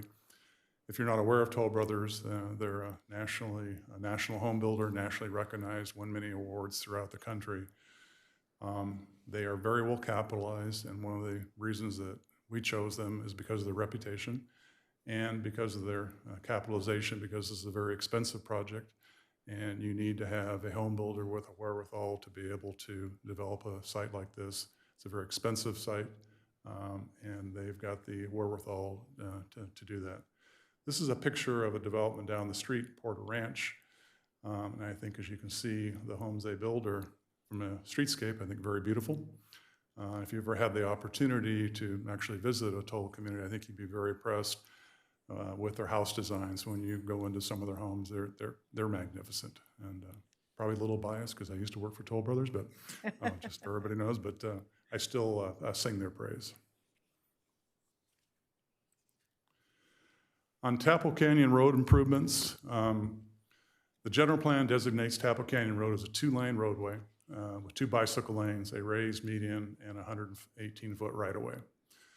The proposal tonight is that the design maintains the 2 14-foot travel lanes as the prior plan did. In addition to that, the 2 6-foot bicycle lanes, and provides a sidewalk on the north side, and will still dedicate a 118-foot right-of-way. However, we're proposing to move the raised median. The raised median, I think it was 12 feet in width. It doesn't provide any additional traffic capacity. And I'll explain to you a little bit more about the geotechnical question I think that came up. But by removing that divided median, the roadway traffic capacity remains the same. It meets the city's traffic volume capacity and level of service criteria. At the Planning Commission hearing, the city's traffic engineer, Mr. Link, described in great detail about the traffic volumes, and we're well below the traffic volumes that this road can carry with the existing traffic plus the project, in addition to projected future traffic demands and volumes.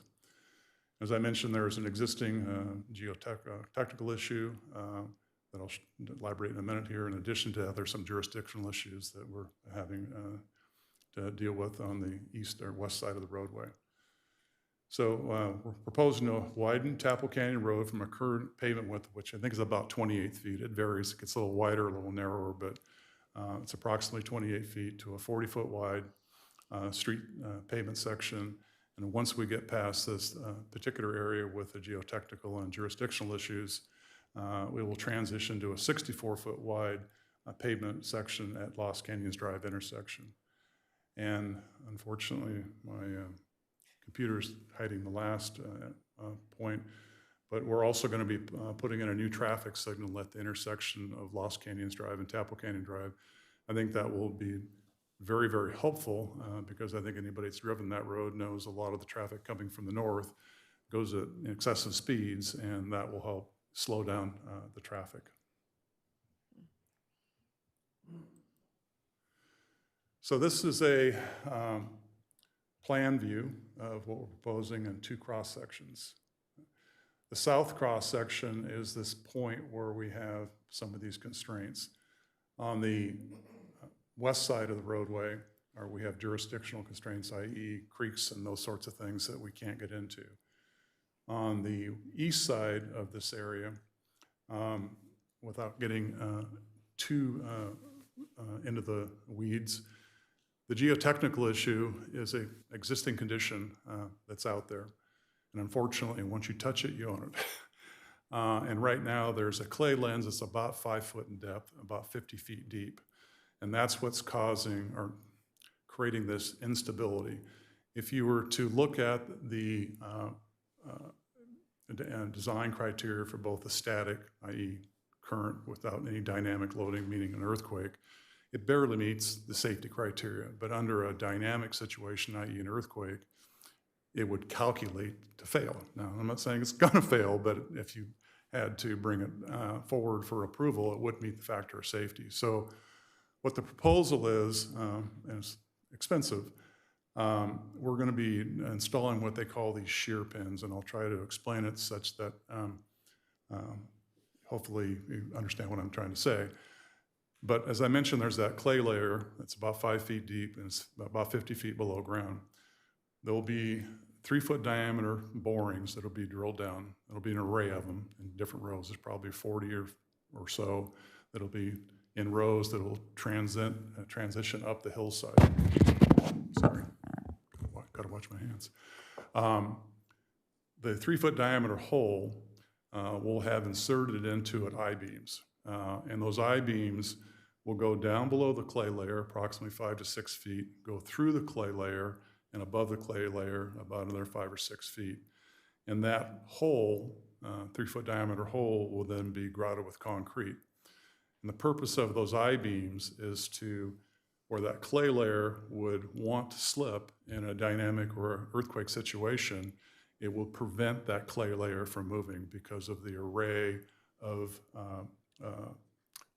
pins that will be put in order to secure that site. Technically, we could widen it even more if we wanted to. It would be even more expensive. But the reality is the 2 lanes that we're proposing, which is consistent with the current general plan, plus the bike lanes and the sidewalk, provides the capacity that's needed for this project, both under existing plus project and future growth. Let's see if I can wake this guy up.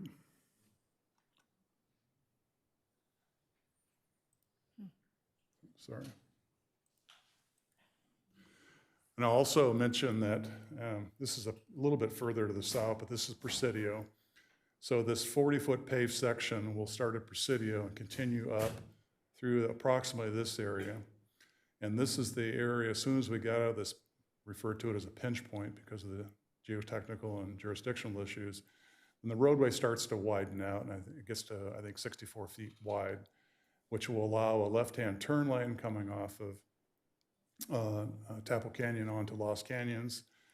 In addition, if somebody's taking a right turn here and the signal is not red, there's an acceleration lane here that will allow somebody to get up to speed before they actually get into the travel lane. And as my last point on the previous slide, we're putting in a new traffic signal here that will, I think, be very helpful in slowing down the traffic. And I should also mention, as a result of this new alignment, we're going to be increasing the sight distances, because if you've ever driven that road, it's a little bit curvy, and we're trying to make the sight, we're not trying, we are making the sight distances better and with less pronounced curves.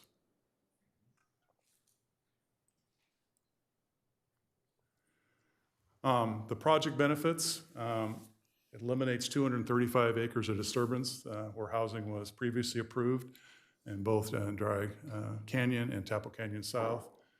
And I think it preserves over 1,500 acres of undevelopable land.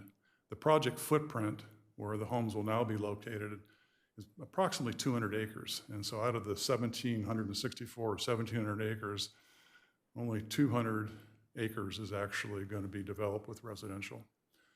The total unit count remains at 364 units. It creates additional community and public trails and trailheads. It's a more sustainable plan with efficient use of public resources, police, fire, water, et cetera. I'll just add one comment on the fire prevention that comes to mind. In order for this project to be deemed complete for this proposal, we had to do what they call a fire prevention plan. It's a very extensive analysis, and I think it's about 136 pages. And you may look at fire direction or fire coming from different directions, different wind speeds, different types of fires, canopy fires, low-lying fires, and it all passed, the analysis that was needed for us to be able to proceed with the I'm development. sorry, Mr. Nelson, but the 15 minutes allowed is up. Okay. Would you like to extend it? I can wrap it up in 2, or I can quit. You want to wrap it, or 2 more minutes? Fine, 2 more minutes, thank you. Thank you. I'll go quick. It's a more efficient and economically feasible plan that provides much needed housing. It eliminates the golf course and reduces the water usage tremendously from the previous golf course. Previous golf course probably used about 180 million gallons a year of water. Provides for completion of Lost Canyons Drive and Tapple Canyon Road widening and improvements that I mentioned, and preserves trees and Dry and Tapple Canyon, particularly Tapple Canyon. There was a lot of trees down there, so we wouldn't be going down there anymore. And then finally,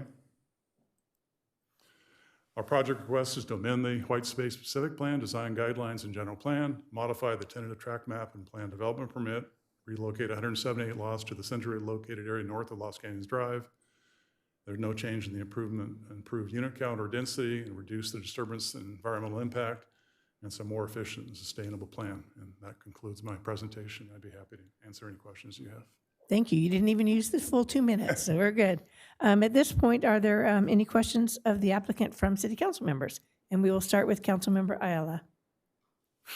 Thank you. I just wanted to bring up some of the concerns that residents had during the planning meeting that Mr. McGillis sent me, as well as that to kind of make up my question, just so everyone has a clear understanding of what's going forward and everything's clear. The first is that, and it's just a few of them, there are a lot of speakers who had concerns over Anderson Road and Ditch Road where they lived, that the streets would be torn up because water pipes would be placed under there to feed the two homes that were going to be the two estate lots. So can you confirm that that is not the case? You say roads torn up, meaning for what reason? For the water. The water, okay. Well, we have an easement off of Ditch Road. There's actually an existing water line in Ditch Road, but we'd be tapping into that water line and bringing it up Ditch Road in this easement. There could be a small amount of encroachment in a Ditch Road to do that, but I don't think it's a very major encroachment. The one off Anderson Drive already has water in that street, so we'd just be extending that. Did that answer your? And are those two going to be on septic tanks? Yes, they are. That came up in the Planning Commission hearings. I know there was a lot of concern with a lot of the owners south of our property boundary. Some want sewer service and some don't. But the two estate lots will be on septic tanks. And as opposed to the current approval that would actually install sewer to service those areas, that would be eliminated now. Right. And then also there was concerns about how many, with just those two estate lots, how many homes could actually be placed on there? Can you just confirm that? One. Just one on each, lot. right? I think they would still be allowed ADUs, but there's one primary residence. And the other important thing is that we are redesignating that land as open space, which means there was a big concern about the fear of more homes just being placed there. But in order for that to happen, that would have to come back through the channels to actually redesignate that as residential. Is that correct? That is correct. In addition to many other environmental constraints that somebody would have to deal with, and I wouldn't wish that upon anybody personally. And then if we cross the street to the north side, this will be my last question. The other concern was that there may be natural gas lines going to the homes, which might be a dangerous thing to do. Can you respond to that? That is not the case. It's going to be an all-electric development. As you probably aware, California discourages gas now. The only gas that will be installed will be part of the clubhouse facility. But that's the only gas that will be installed. Very good. So those are my questions for now. Thank you. Thank you. Next up, Councilmember Rhodes.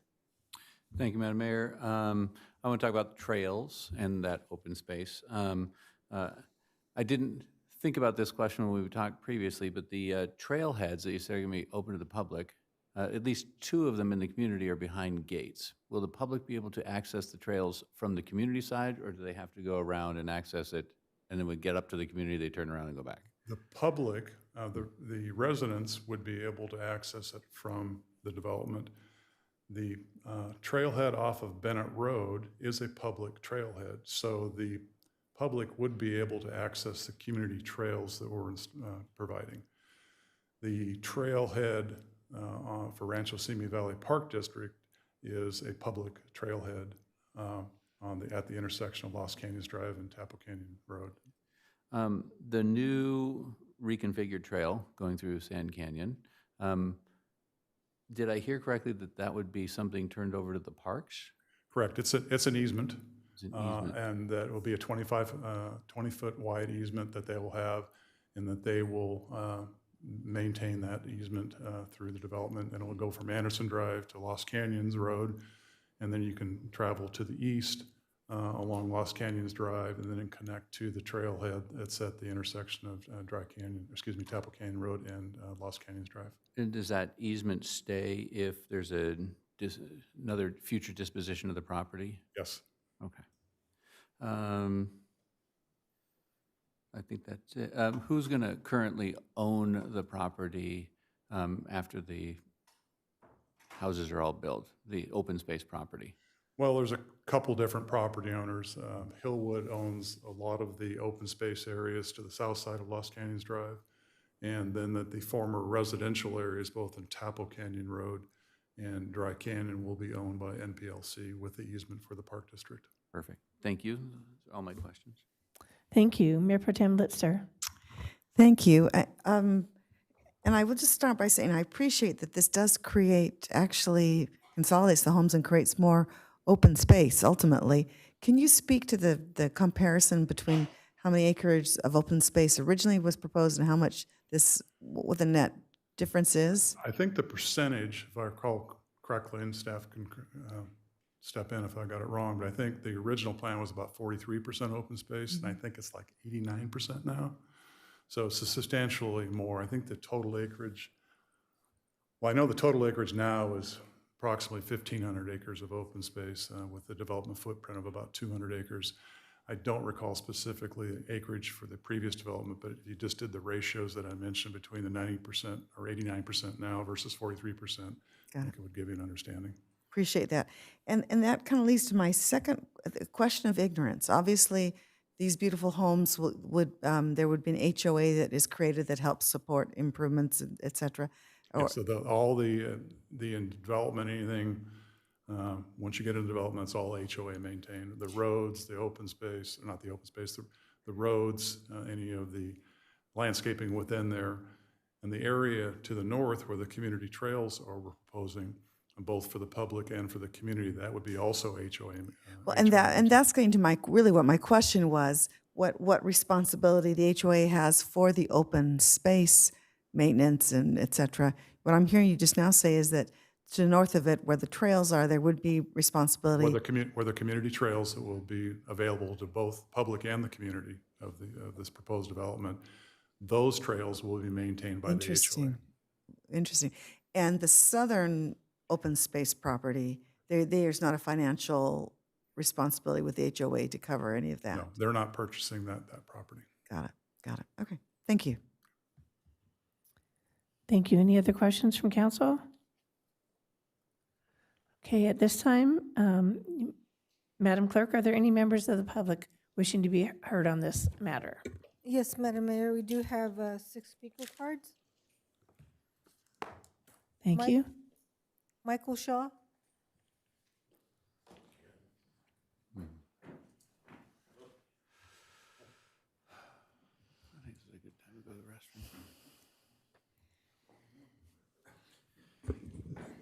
Madam Mayor, Council, I won't take 5 minutes, I promise. I want to speak in favor of the development. My biggest thought of it is all those wonderful new homes are going to be full of families, and those families are going to come into town and spend money, and we're going to see some nice tax revenue come from that. So I'm really in favor of it. Plus, I want to move up there. Thanks a lot. That's all. James McGillis.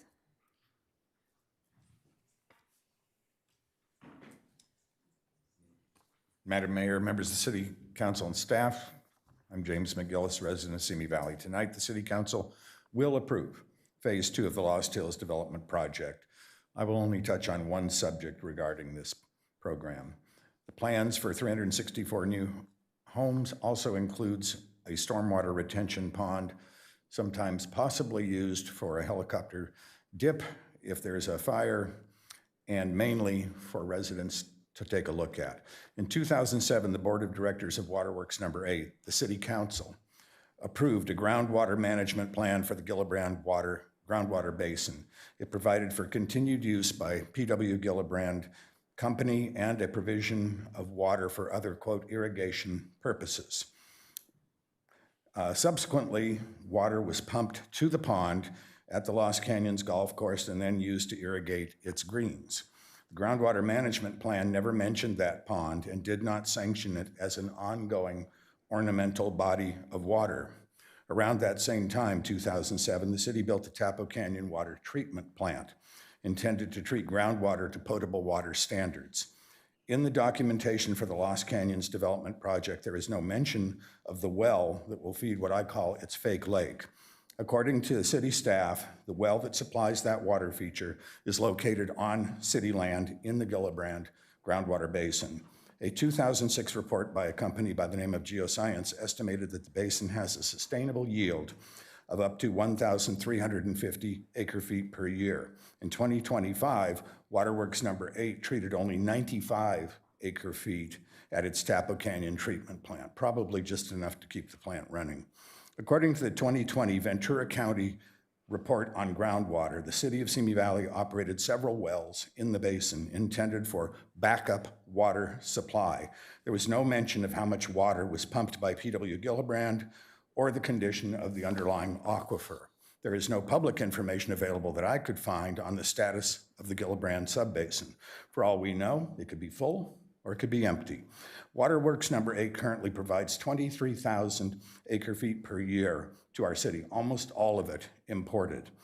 If our supply of Sacramento Delta River water were ever to be severed, the Gillibrand subbasin could be a reliable source for 1,100 acre-feet per year going through the Tapo Canyon treatment plant.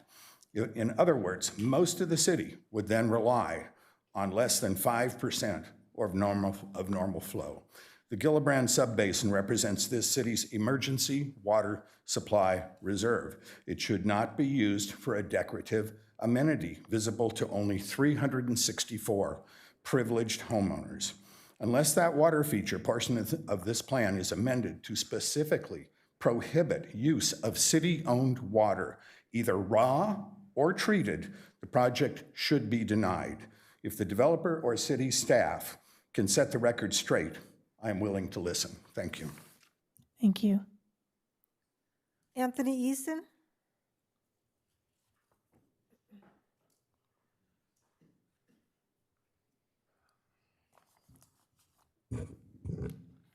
My name is Anthony Eason. I'm a 42-year resident of Simi Valley in District 1. I'm here tonight to voice some concerns I have with the proposed changes to the Lost Canyons project. First, I have an objection to the idea that the relocation of 178 lots is not a significant change to the plan. I understand the reasoning of the developer. They claim it will centralize the project development in one area of the property for a more efficient, economical, and sustainable plan. I am quite sure that these changes will be more economical and efficient for the developer. I would like a more precise explanation as to how this change is more sustainable than the former plan, however. The developer and city staff claim reduced environmental impacts without a new environmental impact study to back those claims. I believe this change of plan has more to do with a financial saving for the owners and developer than any additional benefit to the city. The moving or relocation of 178 lots, a half mile or more, to a significantly different location, a former golf course, is a significant change.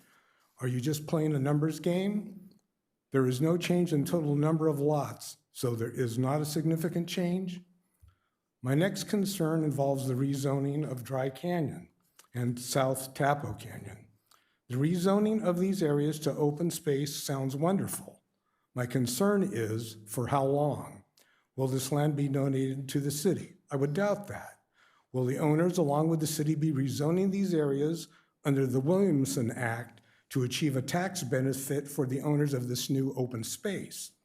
What guarantee, if any, is proposed for how long this land will remain open space? Do the landowners or developers have a plan to have this land rezoned at a future date to build more homes? The city's position appears to be that will be decided in the future and shouldn't concern anyone now. That is just poor city planning and management, kicking it down the road, if you will. The city council, as well as the planning commission should have, needs to consider how this may affect any future development in this area. The original plan called for 180 homes. Will another 180 or more homes now be built on the same land at a future date? What actually should and needs to be considered today? The city should set a minimum 25-year moratorium of any zoning change that would allow building and development to these new open spaces as a condition of approval for the change to this plan. Next, what is the deal with lot 363 on Anderson Road and 364 on Ditch Road? Why do those need to remain? Are there prospective buyers for those lots? Are there already drawn up building plans for these lots that haven't been submitted, just waiting for approval of this change? Will those lots actually be built on, or are they placeholders for future access after the open spaces are once again rezoned for development? The city should put a condition on those lots that they have to be sold and built upon within a 3 to 5 year time frame or become additional open space. Neighborhood Council Number 1 approved this plan with the recommended condition that the road construction on Tapo Canyon and Lost Canyons Drive takes place during Phase 1, not Phase 2, as shown in the original plan. Will those street improvements take place in Phase 1 as recommended? All homes in this plan should include solar panels and storage batteries. I don't think the people who are likely to purchase these homes will blink at the added cost of solar power. These new homeowners should have the most energy-efficient homes possible made available to them. That is what will actually add to the sustainability of this project. The addition of solar power on all these homes will put less stress on the existing power grid and the effect it may have on existing neighborhoods. I believe the homes in this project will be on the Southern California Edison Tapo Canyon Circuit, which is subject to public safety power shutoffs. These homes should have power backup planned in their construction for the safety and convenience of the homeowners. These homes, at the very least, should be built pre-wired for the addition of solar power panels and battery backup. This revised plan will add open space, but for how long? Is this just a ruse to have the city approve this change, only to have another rezoning in 10 years? The continual rubber stamping of new developments in our city without intense formal review, real scrutiny. Mr. Eason, your time is up. Thank you. Thank you.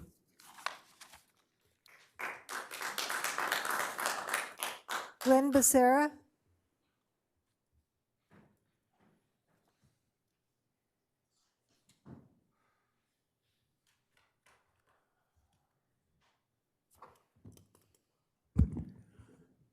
Madam Mayor, members of the council, city manager, city attorney, my name is Glenn Becerra. And when this project first got started, John had the same color hair I do. This project has been under scrutiny and review for the last 20 years. And the one thing that stayed consistent is the amount of housing that's been part of this. It's always been in the 365 range. It hasn't changed at all. I actually was in favor and voted in favor when I was on the city council of the original project, which included a golf course, homes, custom lots, a gated country club, and a project being designed for a company called Discovery Homes, which builds in Kauai and has some of the most premier places down in Palm Springs and in Dubai and other places in the world like that. This project took so long because of the scrutiny that that all got walked away from. We're lucky to have a builder like Toll Brothers to come in to see me to do this project. Toll Brothers is a premier builder. They've never built in Simi Valley before. If you drive down Santa Rosa, they're building a beautiful project in Santa Rosa right now. Those houses are going for $3 million. I remember when Long Canyons was approved and New Urban West, which was a premier builder, built the first $1 million tract home in Simi Valley. I believe these will be the first $2 million tract homes in Simi Valley. I grew up playing in that area, riding my dirt bike, hunting. I lived at the bottom of Anderson Drive. And yes, I do want sewer in that area. I still own the Anderson house. I don't live in it, but I own it and would welcome the sewer to come through there. But that's not going to happen. I do welcome the neighbor, whoever's going to build the house at the top of that street. I've walked that area and I know the area well. And I really appreciate the improvements that are going to go in on Tapo Canyon. I'm a mountain biker. I ride my mountain bike from my development in Wild Horse Canyon, where I come through Tapo Canyon and I ride down that road. And yes, I do take my life in my own hands every time I come out of that canyon and ride down Tapo Canyon. So this will have dedicated bike lanes. It'll make it much safer. And overall, I think the project is much needed for Simi Valley. These are the types of projects that will bring business owners and people who start businesses into Simi Valley. And when they do that and live here, they'll relocate their businesses here. The report, the report that was done earlier by the Community Foundation said that we lost farmers and we lost Bank of America. Yes, I think it would be fair to say that California lost them because Bank of America moved most of those jobs to Texas. And I know Farmers Insurance merged with Century 21 and moved to a newer building over in the Warner Center area. But those jobs will probably never come back because California's environment doesn't make it possible. So we have to have homegrown businesses here. People that live in this development will bring those homegrown businesses to Simi Valley. So I hope you'll vote in favor of this project and get this moving. Thank you. Thank you. Mayan Spacciarelli.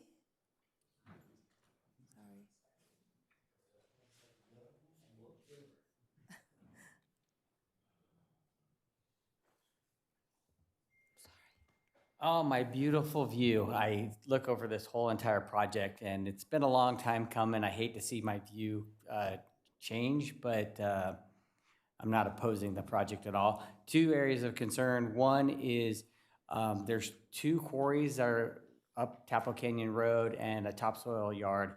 The trucks are incredibly loud. I grew up around trucks, so it doesn't bother me. I hear them every day, but they also run through the night, and when they're empty, when they hit the bumps, they just make a lot of noise. And so maybe an idea to put on the title or CCNRs that they are moving next to what would be equivalent to a train station, airport. They're moving next to quarries. They're gonna hear the trucks. They echo through the whole canyon over there, and you guys don't want to be bombarded with a bunch of people calling about the noise all the time because it pre-existed them.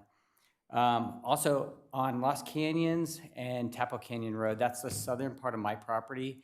My property is on the west side. It's also neighboring the hiking trail. And on certain Saturdays, that place is flooded with cars. So I didn't notice like a parking entrance over there. Also, I'm working with the developers to get an easement onto my property. There's been an existing road that pre-existed my time. I use it and Edison uses it, and we'll still need access to get to my southern part of the property. Maybe something can be done with the parking for that trailhead and then access for Edison. They have high-powered and low-powered poles right there on that corner. And that's my talk. Thank you.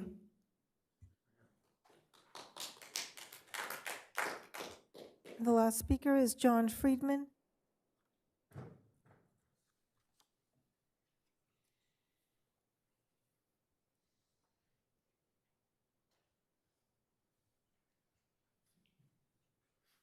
Thank you, Madam Mayor and council members. My name is John Friedman. I reside in Thousand Oaks.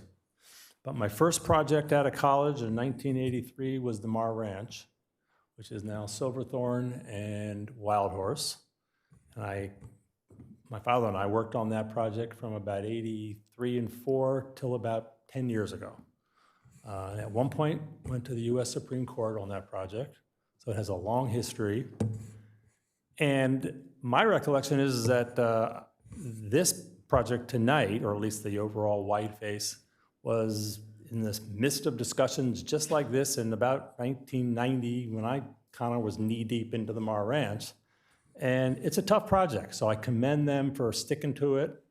I do, as a developer and as someone who's lived in Ventura County for 26 years now, I think it's a better layout. Putting aside that the golf courses were really hard, I lost a lot of golf balls. Ultimately, it always felt like those courses were too tough for the average golfer and were destined to not work in the long run. And here we are tonight. I think this really is the better plan, staying out of those two other canyons, consolidating. It's a lot less grading. Those canyons had lots of landslides. So in conclusion, I wish them well. It's been a long time coming. I see I have 3 minutes and 30 seconds left. If Glenn would like my extra time, I will give it to him. Thank you very much.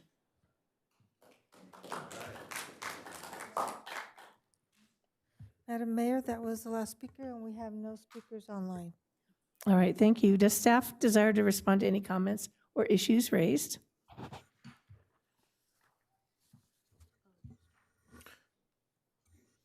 Yes, Mayor Kavanaugh, if there's any specific follow-up regarding the retention basin, Public Works staff is here. We can try to answer any questions on that as needed. I won't try to elaborate on that. This will be on my expertise. The couple questions regarding environmental impacts, it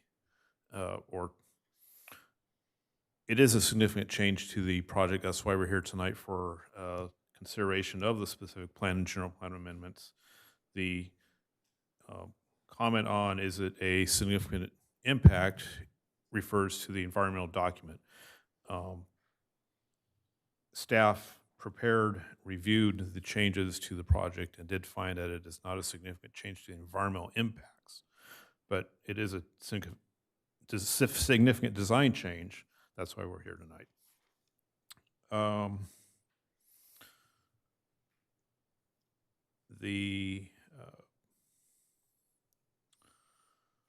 Let's see, I'm just checking my comments.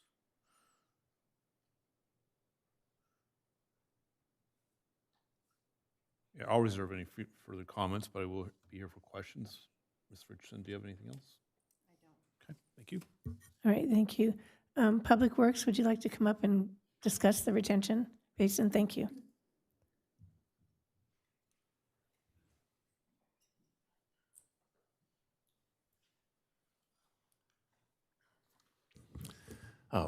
Thanks, Madam Mayor, Council. Mr. McGillis is correct about the Gillibrand groundwater basin and its capacity, and our treatment plant that is up the top of Tapo Canyon Road. The previous golf course lake that was being fed by groundwater is actually was in fact supplied by a city well, but in a different basin. So the impacts of what was going on at the time the golf course was active didn't affect the Gillibrand Basin. So the lake being proposed as part of this development is not going to be using groundwater, I understand. It's quite a distance from where the previous pond was, which would require a significant run of pipeline. And frankly, the quality of that groundwater wasn't that great anyway. So using potable water, the demands coming just from that lake, if you just consider evaporation, are really not that significant. Not sure how many acres the lake is. Surface area is 3.74, so almost 4 acres. So we're talking about 20 acre feet of water just from evaporation. But then that's offset by rain and drainage coming into it. So it's not a big draw on our water resources. I don't know if there's anything else that you might have questions about. No, not at this time. Thank you. Does the applicant wish to desire any rebuttals? You don't have to. Okay, thank you. All right. So are there any further comments or questions from city council members? Councilmember Ayala. I just wanted to comment on two things. First, and you guys can nod your head, aren't all of these going to have solar panels on them, right, to address one of the concerns someone had? And then also, one of the selling points of this move was that we would have that extra open space on that south side. So to Mr. Eason's concern, because that is one of the selling points, that's why this is a good thing. I think I would just want to encourage future councils to remember that having that open space was one of the reasons of justifications for this move. And so we really should keep that as open space going forward for people to have with their trails.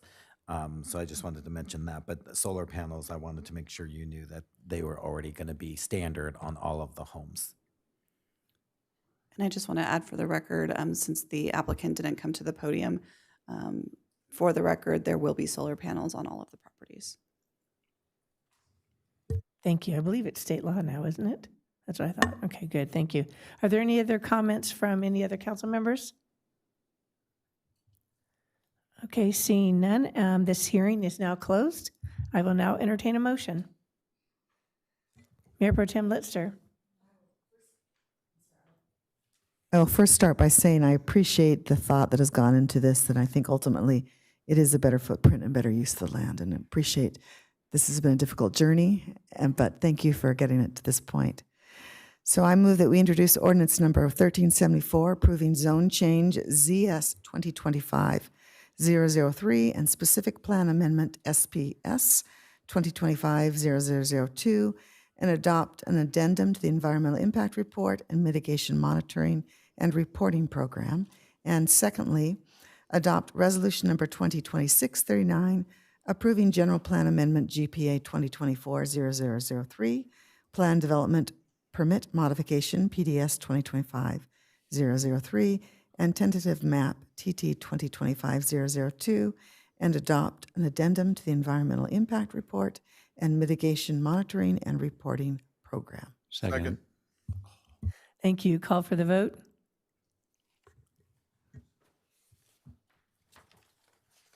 The motion passes unanimously. Thank you.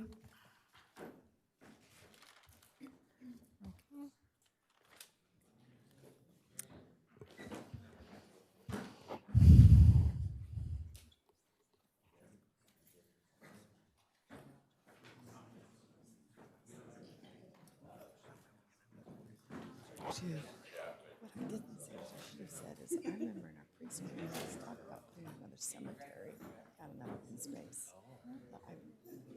Let's revisit that someday, because we're running out of space. So. Madam Clerk, are we ready to move on? Yes, Madam Mayor. Thank you. Next item, item 5B, a public hearing to consider a proposed preferential parking zone fee and adoption of a resolution establishing a preferential parking zone fee. The reading of the resolution is as follows. Resolution number 2026-40, a resolution of the City Council of the City of Simi Valley establishing a preferential parking zone fee, and interim Public Works Director Jay Spurgeon and Deputy Public Works Director of Administration Lori Volmer are here to present this item. Thank you. Before we begin, are there any ex parte communications to report? Seeing none, we may move forward. Thank you. Good evening again, and I'll be brief. September last year, Ordinance 1365 was adopted, establishing a preferential parking program. The first folks to come forward were from Brandon Avenue. They petitioned for a preferential parking permit zone in February earlier this year. And then a resolution was adopted establishing that zone, and tonight we're here to set fees for the program. So first out of the gate, Brandon Avenue, their street is on the right-hand side. They're adjacent to Hillside Middle School, which is off of Fitzgerald Road between Erringer and Sycamore. Because they are proximate to the middle school, it's very convenient for parents to come and park and/or stop along both sides of their street in the mornings for drop-off and in the afternoons, especially for pickup. It really does adversely impact the residents' use of their street, and it's an example of a situation that this ordinance intends to address. So to set fees, we want to start with full cost recovery, of course. So a cost analysis was done by the city's fee consultants, the same consultant working on updating citywide fees, which I think is coming back in a couple months to you.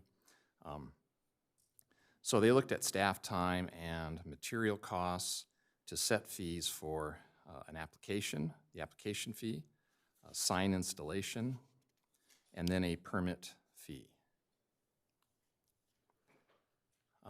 Start with the signs, with the placement of the signs. For Brandon Avenue, there will be 7 signs installed. Some of them will be installed on existing infrastructure such as poles already in place and streetlights and a block wall.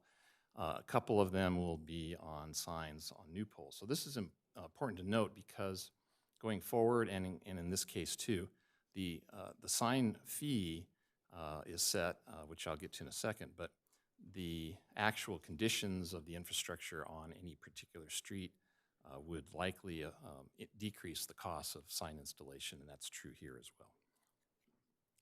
This is what the signs will be installing, restricting any stopping and parking as well between those hours on school days, except by permit.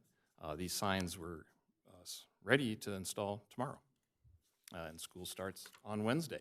So in advance of that, the school district has sent this notice out to all the parents at the school, informing them that they will no longer be able to do their drop-off and pickup on Brandon Avenue. And these are the permits. They're kind of cute. See, hang in your car. The green are for residents. Each home is able to get up to 3 of the green resident permits and up to 2 of the yellow visitor permits. So to the costs, again, full cost recovery. We've provided 2 options for council to consider to adopt the fees for this program. So full cost is application fee of $324. Signs would cost $490 each, but again, depending on the infrastructure, the total costs may be less. For instance, here, 7 signs at $490 is more like $3,400. The actual cost for Brandon is $1,900 because we can reuse poles and streetlights. And then permit fees, $37 for the first permit, and then $10 for each additional that they might want of the green or the yellow. The second option is a partial cost recovery, similar fees, except that the one-time sign costs would be covered by the city. This is actually very common in other agencies that have this program, that they do not charge the residents for the one-time upfront sign installation costs. And then each year there'll be annual renewals. They will have to get a new expiration date sticker on their permits, and that would be a $27 per home cost. One of the residents, Mr. Betty, is here. He came down to see you and from Brandon Avenue, and we're happy to answer any questions. That concludes our presentation. Thank you. Are there any questions of staff from council members? Councilmember Ayala. I know we're talking about the cost, but I also have questions about the implementation. So the Brandon Avenue residents came. Did they pay the fee at that time? Like the permit, like the application fee? Good question. They did not. At that time, we had not set fees. Right. And in fact, I think it was anticipated that there would only be a permit fee as part of the program, again, similar to other agencies. So my question is, for any other street that comes up, they turn in the application. What happens if no one pays, even the application fee?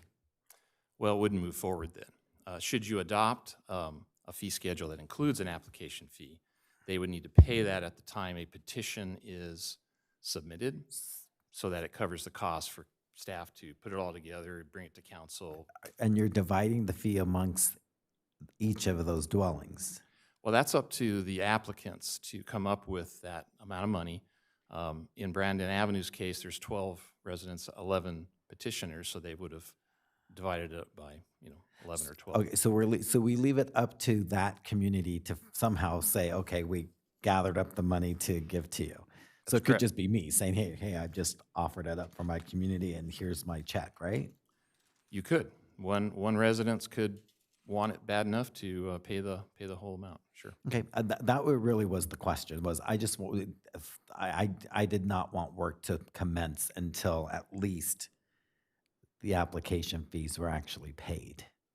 Otherwise, we eat 100% of the cost, right? Even if we decide not to do even if we decide not to charge them for the signs on the poles. Correct. Right. Do you have your money? Are you done? Yep. Okay, thank you. Mayor Pro Tem Litster. So first of all, I want to take a slight issue with one of your statements, and maybe it's just my understanding.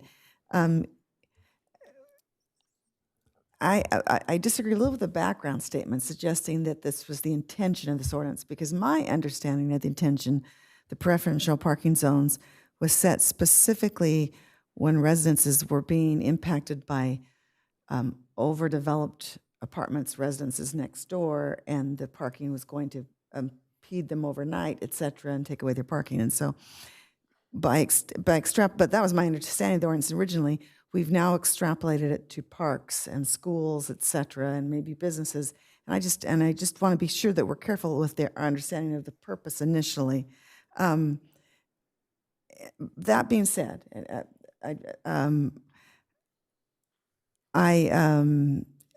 and I know this passed, and I know that I am sure it's being implemented very, very well. And I've also shared previously that I thought it's a safe place for students. But that aside, I was trying to understand better that application fee, and your question was actually very good, because I assumed that meant each household had to pay an application fee of $326.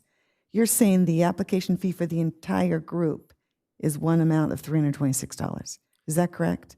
It's 324 is what we 324, came I'm up with, sorry. but- and- 324. But yes, that is correct. Okay, Yeah. so I misunderstood that as I read initially the report, so I appreciate that clarification. So that can be divided up however they want, and do we, assuming we, and by the way, I should say, even though I still take issue at the intention of this parking ordinance, I don't want to impose undue hardship on our residents. So I want to make that very clear. I'm not looking to gouge them, but I guess I'm trying to understand, for this instance, if we approve the reduced amount, that $326 amount,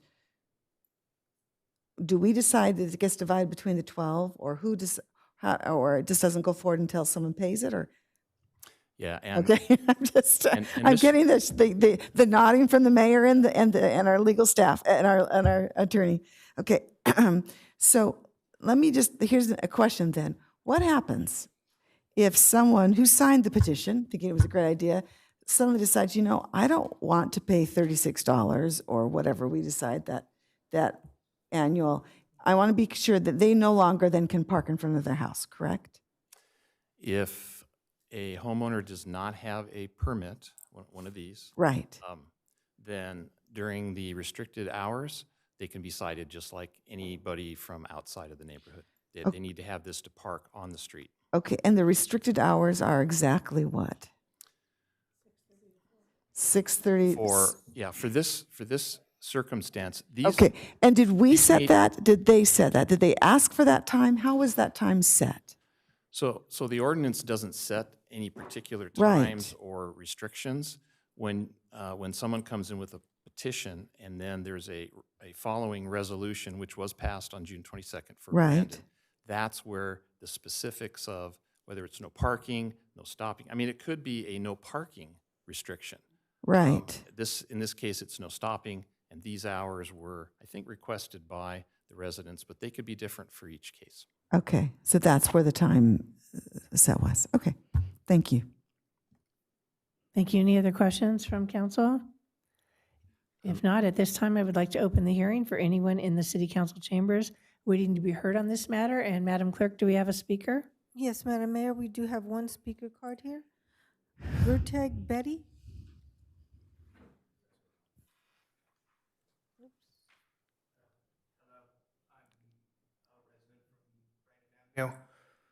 Oh, sorry. Regarding the application fee, we got the notice of it last week, and we've already raised the $324. So Do you have that in your hand right now? No, it's- So, like, we're kind of just want this over because it's been 10 years of just having parents use our street as a literal extension of the school. So, yeah, we've had mailboxes broken. One of our residents even had a garage damaged. So, we're kind of sick of it, just wanting to be over. All right. Oh, one more thing. We weren't told about the 324 beforehand, so a couple of my neighbors told me to ask if we can get the first year waived for the permits because we all paid into this right now, but I was told to ask. Okay, thank you. Thank you. Does staff desire to respond to any comments or issues? So Oh, I'm sorry, you don't have any more. We Madam don't have Mayor, anyone on the phone. We have no one on call. Thank you. Sorry. Yeah. Sorry, Mrs. Spurgeon. Yeah, and I'm impressed that the residents went ahead and raised their 324 application fee. He is correct, we hadn't told them that up front when they circulated their petition, so that's something to, something to think about in terms of maybe if you want to waive that or not. But we'll work with Mr. Betty and the other residents in terms of, receiving that if that's what we need to go forward and receiving it and then issuing their permits as they come in. All right, thank you. Are there any other further comments or questions from City Council? Councilmember Rhodes. Thank you, Madam Mayor. I actually have a question for the resident. Can you? It's being recommended by staff that we forego the cost of implementing the signs. If we were to assign the burden of the $1,900 to the neighborhood, would that make you want to not put in this parking ordinance? As in, So to install all the signs, it's going to cost $1,900. Yeah. And that cost could go to the neighborhood, or staff is recommending that we forego that cost. If it were a cost on the neighborhood, do you think the neighborhood would not want to do the parking ordinance? yeah, because $2,000 just to keep your property from what's it called? To basically make sure your property is not trampled on seems pretty steep. It seems kind of outrageous. So I don't think my neighbors would be okay with that. It took a while just to get them to get the 324. Okay, so then, thank you for the honesty and being forthcoming with that. I would say to my peers that in the issue of fairness, and any time that we have a moment where we're going to ask to put a burden on, or to do a benefit for a certain neighborhood and put that burden on the whole city, I'm fundamentally opposed to that action, much like we have with the landscape districts and so on. We're not charging the appropriate amount to the residents that are benefiting from it, and it's being spread around the whole city. In this particular case, it would be my recommendation that if this problem is so egregious that we need to have this parking permit set up for the neighborhood, which I agree, I think it would be, I would not want to live on that street with that going on. But if the cost is $1,900, it shouldn't be borne by the rest of the residents of Simi Valley. It should be borne by the people that are experiencing the benefit from that. So I would encourage my cohorts to not take staff recommendation and actually pass that burden on. And then the neighborhood can get together and decide whether you want to move forward or not based on that. And those are all my comments. All right, thank you. Mayor Pro Tem Litster. Actually, I'm going to withdraw my question because now I'm thinking about your comments, and I forgot what my question was, so I'm sorry. It was, that was. All right, thank you then. Councilmember Ayala. This is a good discussion. But I agree with Councilmember Rhodes' general philosophy. what I would say is that we did not publish these prices beforehand. So what I'm thinking possibly is, could we waive the signage fee for this project? Because now all of the public knows going forward, if they were to do this, it's going to cost this much per sign.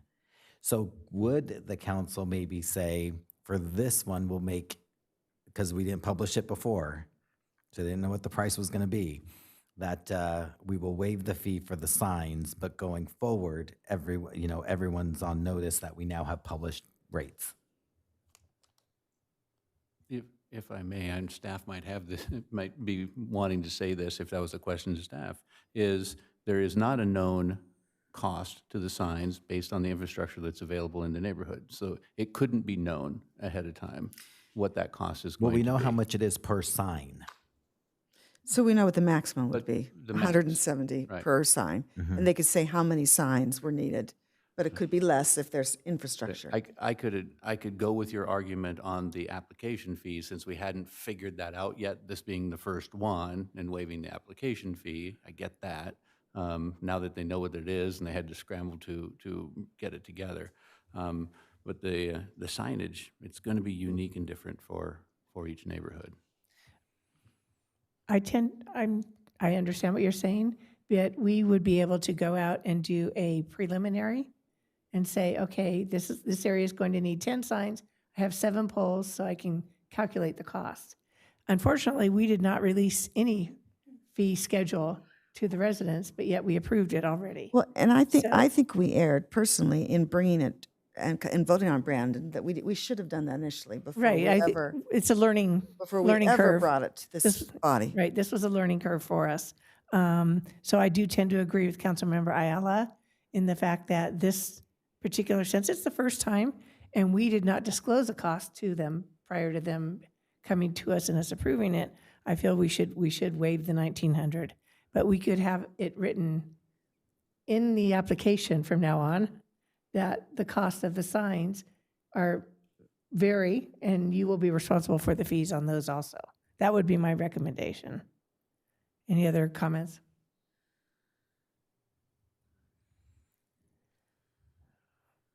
Okay, let me see where we are on our, are there any further comments? Councilmember, or City Manager?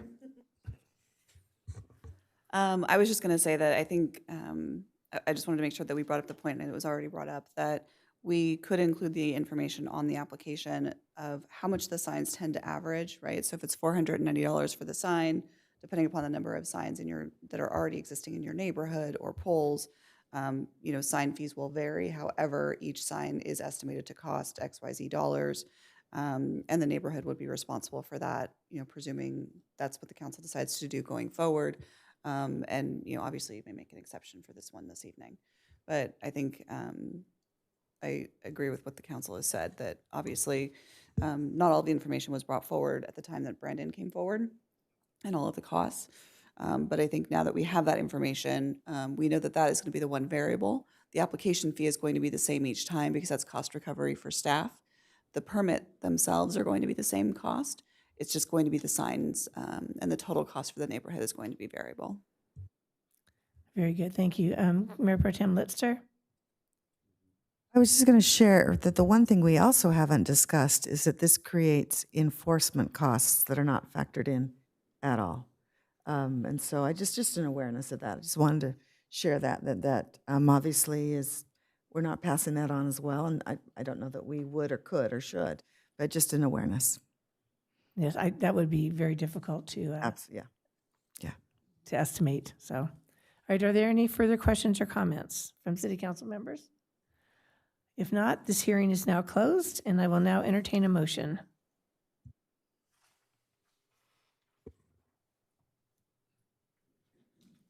All right, I'll make the motion that we go with option 2, which is direct staff to implement option 1 for full recovery of costs for preferential parking zones in the future. For this instance, we will waive the cost of the signs, but the rest of the fees stay in place. I'll second. Call for the vote. And can I make one clarification before you move on? Yes. So essentially, it would be to adopt the resolution to establish it, which is number one, and then it would be number 3 out of the recommendations to implement option 2 for the partial recovery. Thank you. I just want to make sure that's So moved. Full recovery, only partial recovery on this one.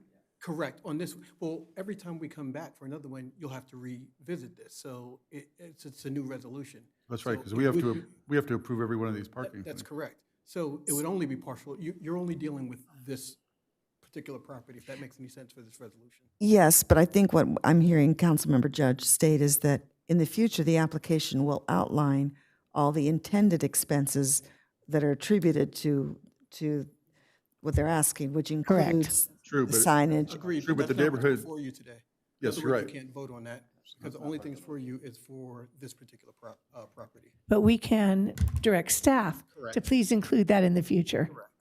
Correct. So we can do that. Okay. Got it. So we do have a first and a second. Is everyone clear? All right, call for the vote. The motion passes unanimously. Thank you. Madam Mayor and members of the City Council, next on the agenda is item 7, the consent calendar, and there are 2 resolutions for your consideration this evening. I apologize, 3. Consent item 6, resolution number 2026-41, resolution authorizing the city manager to execute an agreement with Ovivo USA LLC and Coombs Service Group, DBA Coombs Construction Engineers, without the need for competitive bidding for the BNR East Basin Aerator Replacement Project in the amount of $495,093.51. Consent item 7 has 2 resolutions. Resolution number 2026-37, a resolution of the City Council of the City of Simi Valley approving an updated citywide publicly available pay schedule effective June 29, 2026, in accordance with California Code of Regulations Title II, Section 570.5, and Resolution number 2026-38, a resolution of the City Council of the City of Simi Valley approving an updated citywide publicly available pay schedule effective July 13, 2026, in accordance with California Code of Regulations Title II, Section 570.5. And consent item 8, resolution number 2026-42, a resolution of the City Council of the City of Simi Valley confirming and renewing the proclamation of the existence of a local emergency. Thank you, Madam Clerk. I'll move consent. Second. Call for the vote.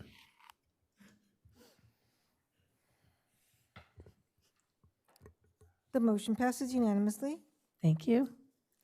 Madam Mayor and members of City Council, next on the agenda is item 10A, City Council member reports. All right, thank you. Councilmember Ayala, you are up first. Thank you. July 30th, I attended the swearing in for our 2 newest senior police officers, Jay King and Nicholas, is it Ross? Ross.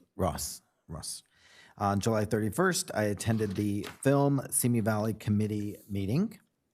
Also celebrated my 52nd birthday.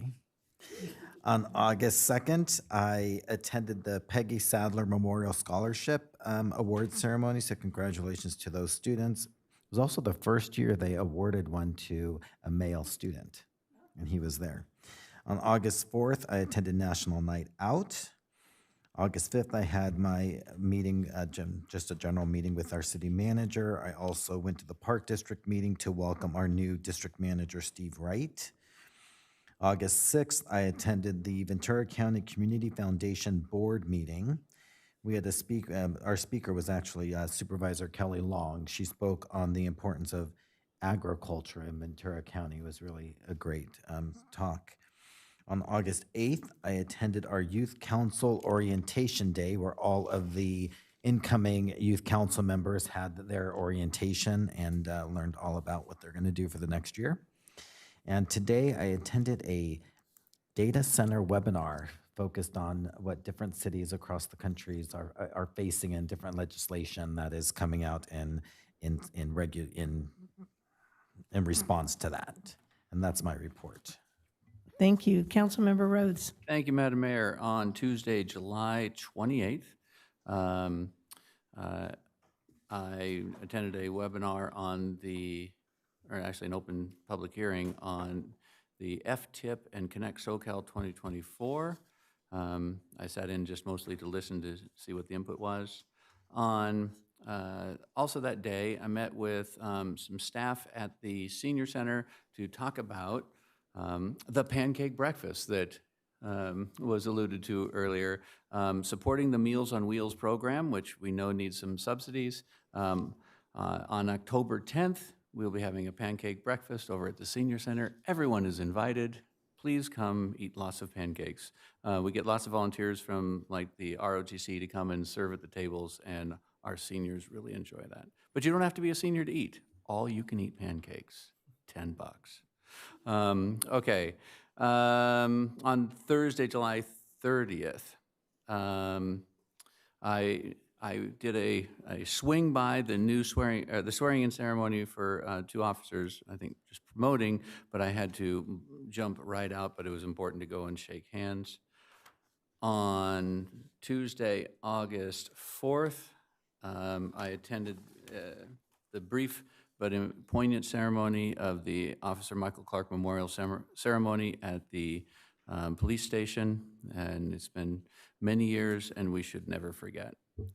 That evening, I attended the National Night Out up at the Town Center. Fantastic job done by the crew that's putting that on, and I think we get such great attendance because they've moved it up to the mall, and I like that move. On Wednesday, August 5th, Mayor Pro Tem Litster and I had a couple of ad hoc committee meetings for the Hockey League coming to town. First, we met with staff, and then we met with a member of the community that had some unique insights on that. And that evening, I attended the Rancho Simi Recreation and Park District Board of Directors meeting where the new district manager was being introduced, and we had a good showing there to congratulate that new district manager. On Thursday, August 6th, while this is not a council thing, the Evening Rotary Club, led by Mike Court, and the Rotary Club in Simi Valley, the Noon Club, we were able to do Shoes for Little Souls, where we assigned shoppers to kids, and each got to spend about $300 in back to school and running around Kohl's trying to find deals. It was moving and super effective. That afternoon, Mayor Parvin had a popsicle party here in the courtyard where I dressed up like a popsicle, but maybe that's a different story. Yeah. On Friday, August 7th, and again, this is not council related, but went to the Ventura County Fair. It was livestock auction day. And I put this out into the world because, well, okay, so there's a bad combination of beer, credit card, and an auction card. And I have 5 pigs that I bought that day. And so if anybody would like to go in halves on a side of pig, I'll have extra. But we did support a lot of kids, and one was one that wouldn't make it to auction, so we bought it off the auction so they would still get their money for participating in the program. And then today I had a conversation with Komi Ajise, the executive director of SCAG, over some ideas for the upcoming first RENA subcommittee meeting this week. And that is the end of my report. Green Acres has great butcher Yes, they do. They service? just don't do the kill. Oh, sorry. Yeah. All right, thank you. Councilmember Judge. Thank you, Madam Mayor. On Thursday, July 20th, I too attended the promotion swearing-in ceremony for the 2 training officers that were promoted. On Saturday, August 1st, I had the honor and privilege to judge the Miss Teen and Miss Moorpark in Simi Valley over in Moorpark at Moorpark High School. And I want to congratulate from Simi Valley, Aubrey Tescoano. She was Miss Teen Simi Valley. And from Moorpark, Miss Teen Moorpark was Lan Nguyen. Miss Moorpark is, and this is the older girls, I think they're both over 18. Miss Moorpark is Raylene Sitchmiller, and Miss Simi Valley this year is Diana Lucy. On Sunday, August 2nd, I too attended Peggy Sadler Scholarship Fund Award, and I was very impressed to have 2 people from Simi Valley get it. It's great. Tuesday, August 4th, I attended the Michael Clark Memorial Ceremony down here at the police station. That evening, I also went to the National Night Out, stayed for a little while. Got to hear a great rendition of the national anthem and saw all the stuff out there and said hi to everybody that was there. Helped set up with the police foundation, but by the time I got there, they were already set up, so I got there just in time. That's the end of my report. Thank you. Thank you. Mayor Pro Tem Litster. Thank you. Starting with Thursday, July 3rd, I too attended the swearing-in ceremony. Thank you, Chief, for all the good things happening there. Sunday, August the 2nd, I too attended the Peggy Sadler Memorial Scholarship. Peggy, of course, was instrumental in forming our city and being involved for many, many years. What I loved about the recipients, or at least the requirement, those who were chosen had to write an essay on the importance of voting.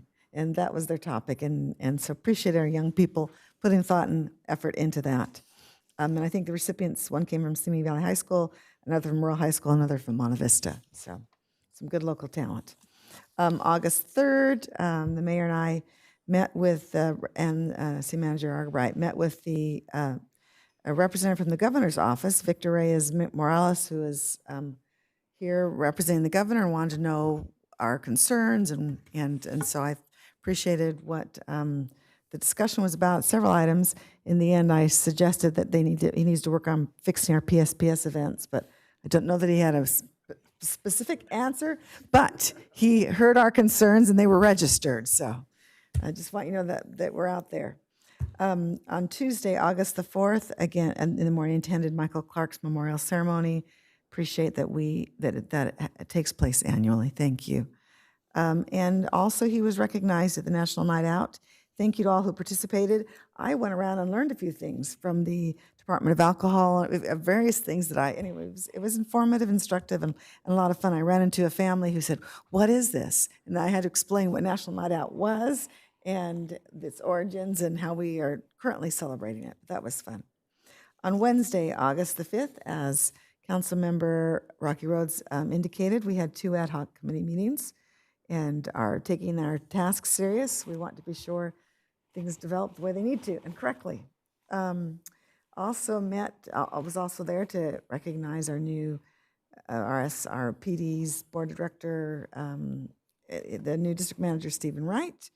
On Thursday, August the 6th, that morning I attended the State of the College address at Moore Park College. And I will tell you, that was very worthwhile. Great things happening there at Moore Park College. Not a lot of new information proffered, but I did get to see their portable stage that they're going to be using for their outdoor temporary amphitheater. They also spoke again about their 2 bachelor's programs.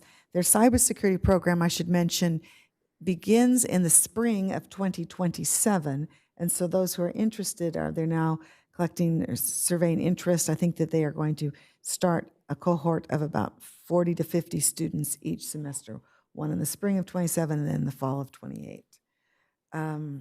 Also attended the popsicle party and enjoyed a lovely strawberry popsicle, for the record. Appreciated my bi-weekly meeting with City Manager Argabright. And then that evening also attended the tri-agency meeting with the mayor.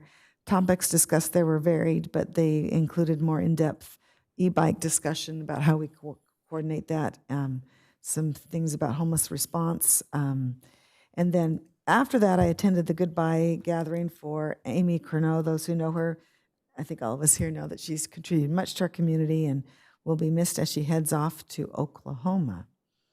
On Friday, August the 7th, this is not necessarily a city function, but I attended a kindergarten orientation at Hollow Hills. Yes, it's time. They're getting started back up, and that was a fun experience. Saturday is when I went to the Ventura County Fair. Somehow I couldn't get my brood to get back to the animals, and so I need to do better. I'm sorry, Councilmember Rhodes, I wasn't there representing the most important part of the fair. She could have split it with you. But appreciated that invitation from the fair for us to attend that. And also, I made a mental note that next time I'm going to investigate taking the train out there, that really would be the way to see it. Backtracking, I also went to the Youth Council Orientation Day. I want to thank Brian for doing such a beautiful job with the, basically administering that with his group. And my takeaway is that one of the best ways to understand parliamentary procedure is to do it by putting trail mix together. So I will tell you that he had some very innovative ways of teaching how government runs. So thank you, Brian. That was beautifully done. And then actually, I think that was it for my report. I do want to mention, of course, that school starts this Wednesday, August the 12th. Be prepared for a little bit more drive time and be more careful as we're out there. So that concludes my report. Thank you. Thank you, Mayor Pro Tem. My report on Wednesday, July 29th, I had the pleasure of meeting with Simi Youth Baseball's 16 and under all-star team on their way to the World Series for Pony Ball. So City Manager Argerbright and I were here. What a great group of young men, coaches, parents. It was really a great send-off.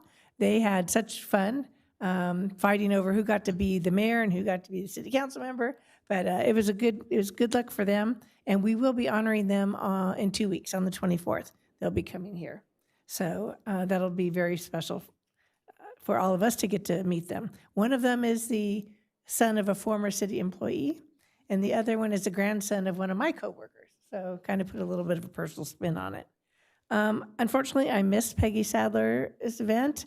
I had grandma duty pulled on me at the last minute, so. August 3rd, I attended the meeting with the governor's office, Victor Reyes, also with our city manager and Mayor Pro Tem. And I will compliment our city manager was on top of it. She had her list of things to cover and what she wanted to say and got some answers out of him. So he did a great job. On Tuesday, August 4th, I also attended National Night Out. That is such a fun event. It really, really is. It gets bigger and better every year. Thank you, Chief, for you and your teams that put that on. My favorite part was the push-ups contest with the kids. So it was an officer against 2 or 3 little kids. It was wonderful. And then I don't know if anyone knew who she was. A lady came out with a $300 gift card to Larson's and said she wanted to see the officers all push up against each other. So congrats to Senior Officer King. He did a great job. He won that. So he was good. He was really good. On Wednesday, August 5th, I also attended the Board of Directors meeting to welcome our new district manager at Rancho Simi, Steve Wright. They were all laughing at each other because they used the tagline, "You're the right man for the job." I know, everyone else, and then they argued about who got to say it. So, but it was a great welcome. He was very pleased and honored to have city council there and to have some school board members there. And then the next day, he got to meet us at the tri-agency meeting. So he trial by fire. I think we had a great meeting. We're accomplishing things in those. Again, a lot of focus was on e-bikes, was homeless cleanup in the Arroyo, those type of things. But it's easier when we all work together so that we're not each doing the same project. You know, we're combining efforts, and so you get a lot more done that way. And that is that's actually the end of my report for this month, or excuse me, this past 2 weeks. So on to next item is 10B. Are there any requests for future agenda items?